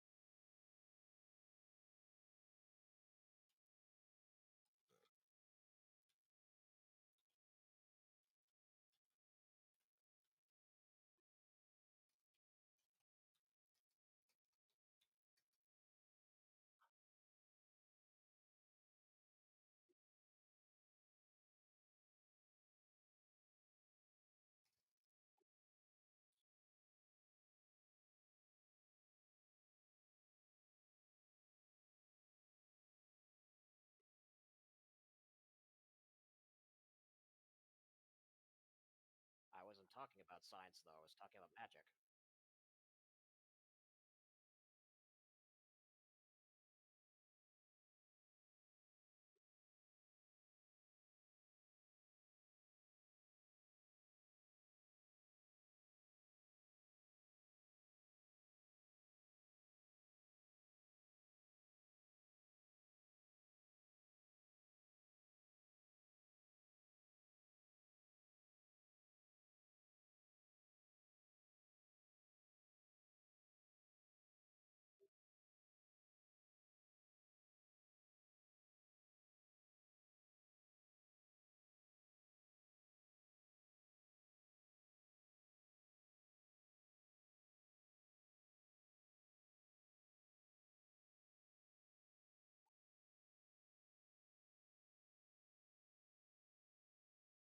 Do you think the Lord of the Rings would be nearly as... Trying to find an opening with you is a real pain in the butt.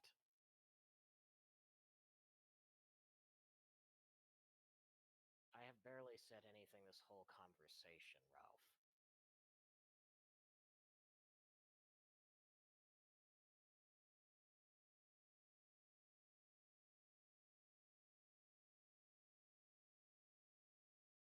I'm not feeling this conversation. Look, I'm sorry about hurting your feelings. I wasn't trying to be rude. I just...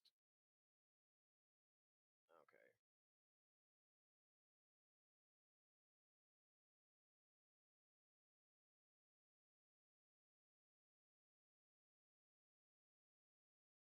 That that's not what I was talking about. I was talking about how I talked to you earlier. I feel like I was rude to you, is my point, and I'm apologizing for that.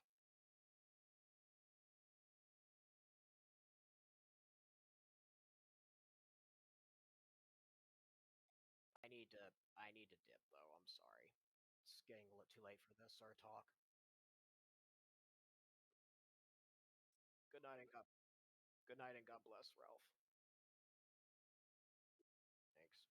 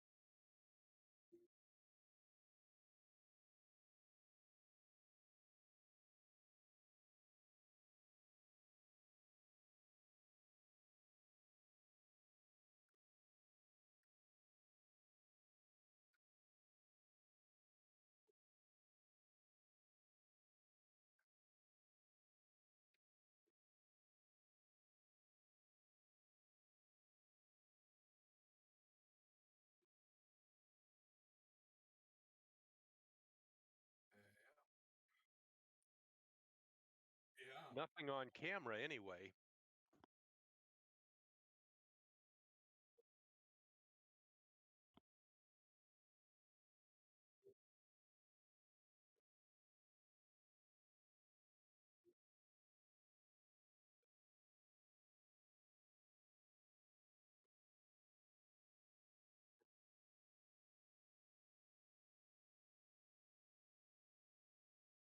Now, when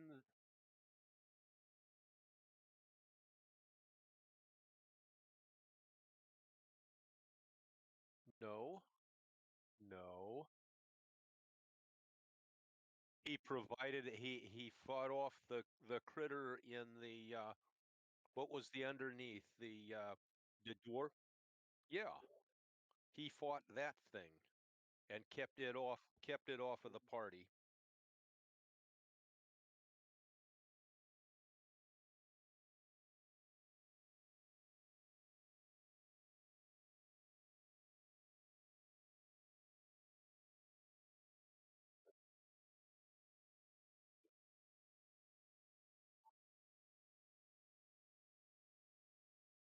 Peter Jackson. Anyway,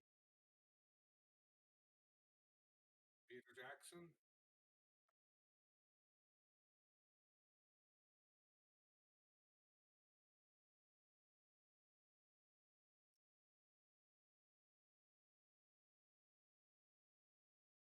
well, the come on, the razzle dazzle is moot. The question is, what did the character attempt to do and do in universe, right?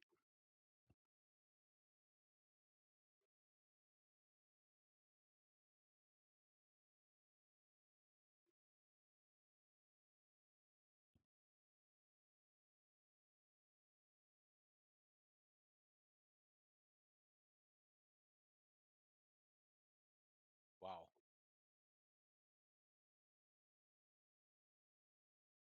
Is that in the book or the movie? Okay.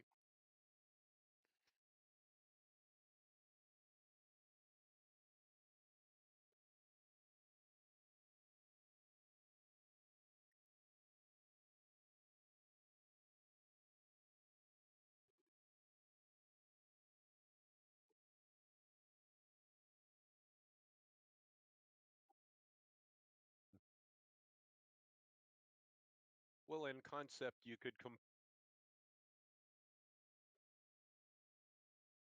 you don't see him doing much. Okay, so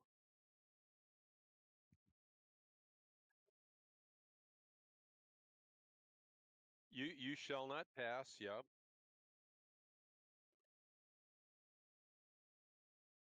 Any old any old senile man would get swept aside and eaten.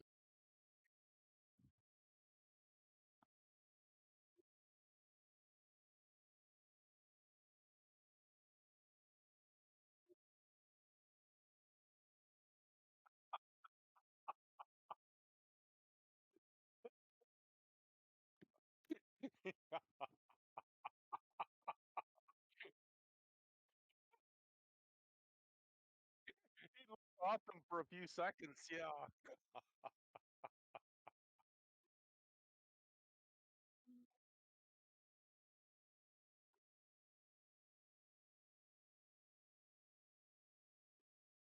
If he's capable, right?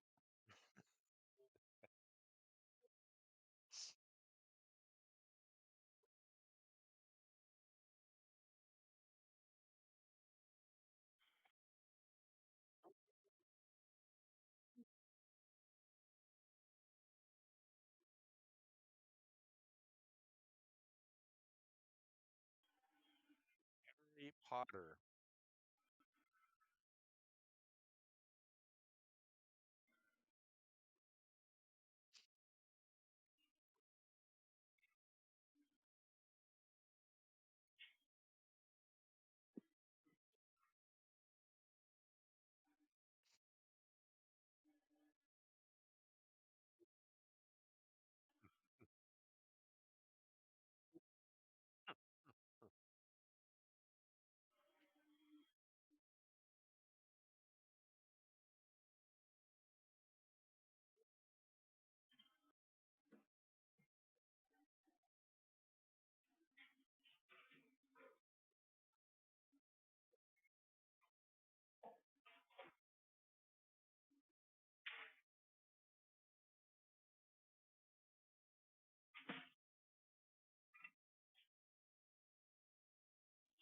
Okay, Harry Potter.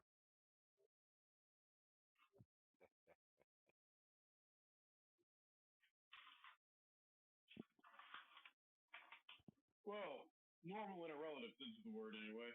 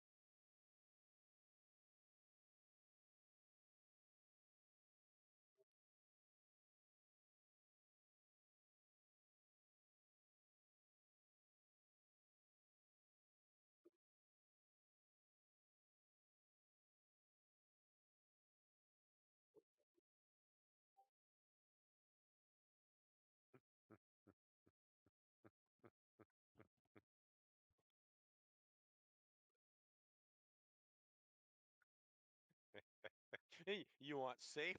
Oh, you did say you wanted to be safe, right? Oh, you didn't? Bummer.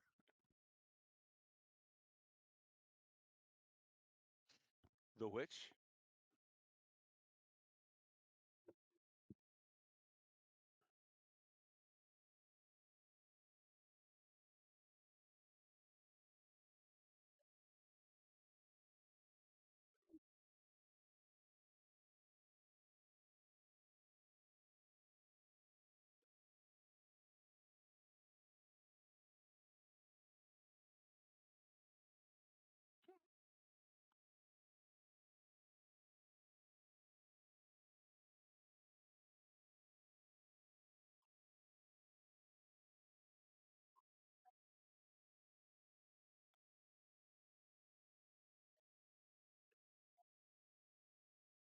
Author Fiat, right?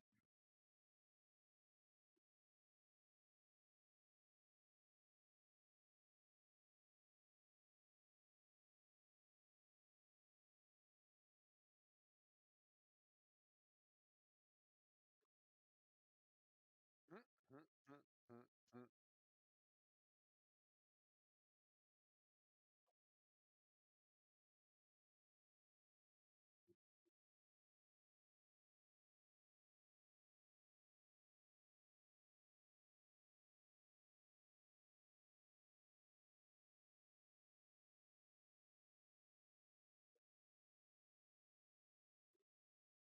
You know, a big magical thing flying through the air might be a lot easier to detect than a magical thing that's creeping slowly along the ground amongst all the ground clutter and debris.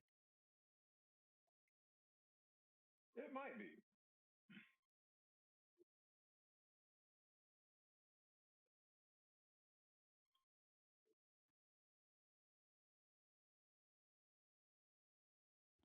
Sorry, you broke up. Rem- you broke up. Okay, what fog lamp? Oh, okay. So we're talking. Okay, let me back. Right, right. Let me back up half a step. Back up half a step. You're doing you're doing a Quentin you're doing a Quentin crossover. Gotcha.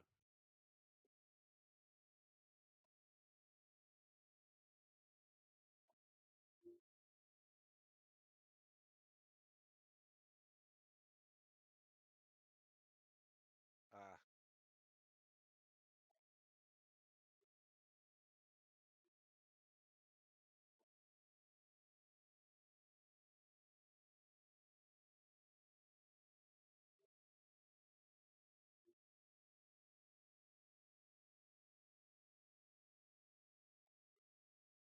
goodness. Let's see. Here's this little cloud cruising along contrary to what everything else in the sky is doing. Nah, that's not suspicious.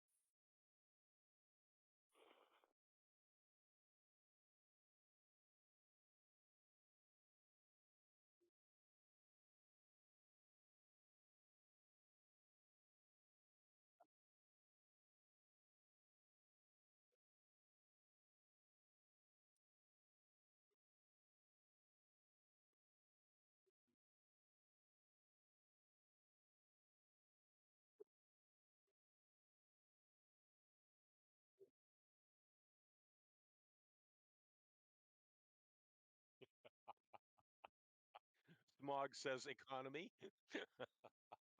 You would start a war.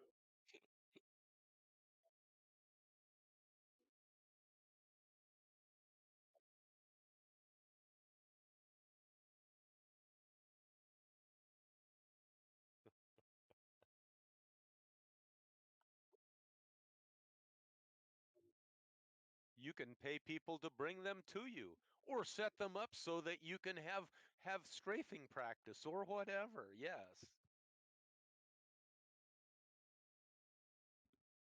Well, yeah, but it might be more fun for him to go strafing practice and pick them off of a hilltop or something, but it's up to him. Yes.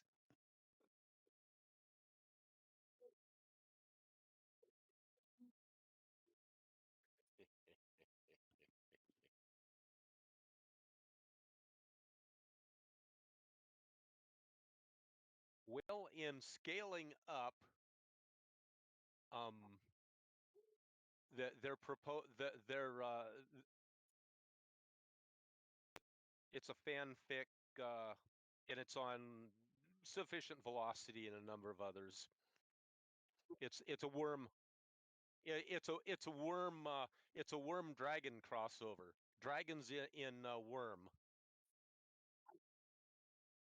Right, right.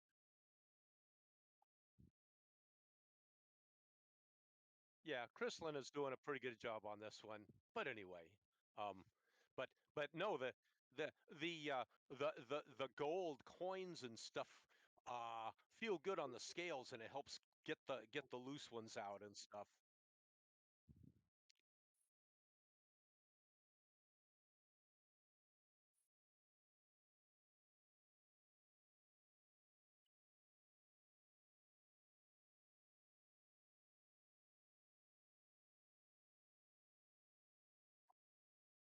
Okay.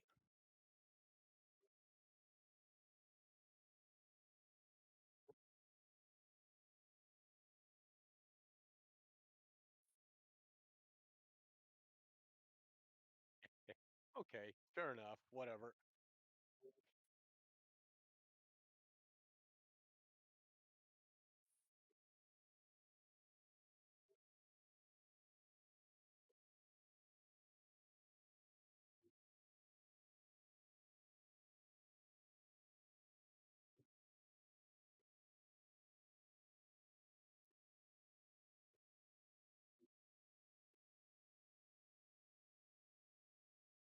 Right.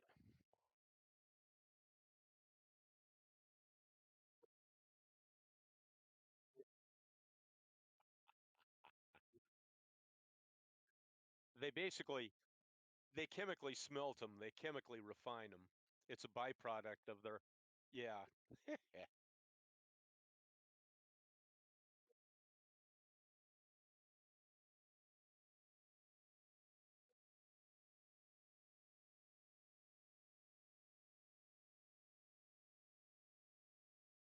Uh-huh.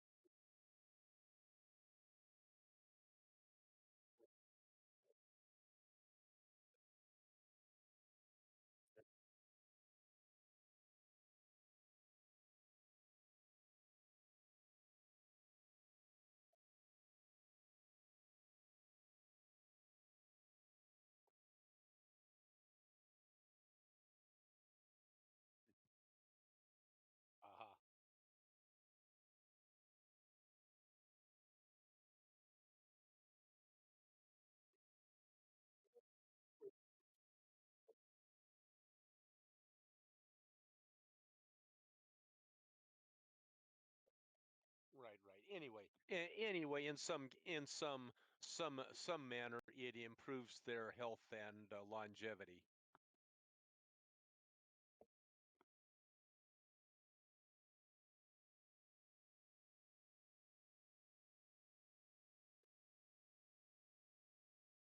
Eating it? No, I haven't heard that.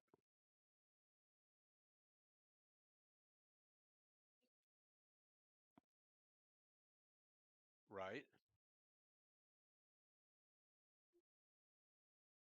You don't. Okay.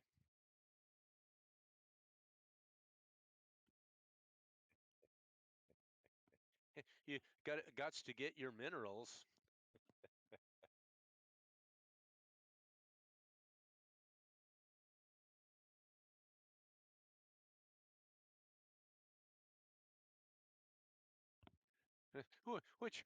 Which you could get from dirt because it's about the most common metal out there, right? Yeah, never mind.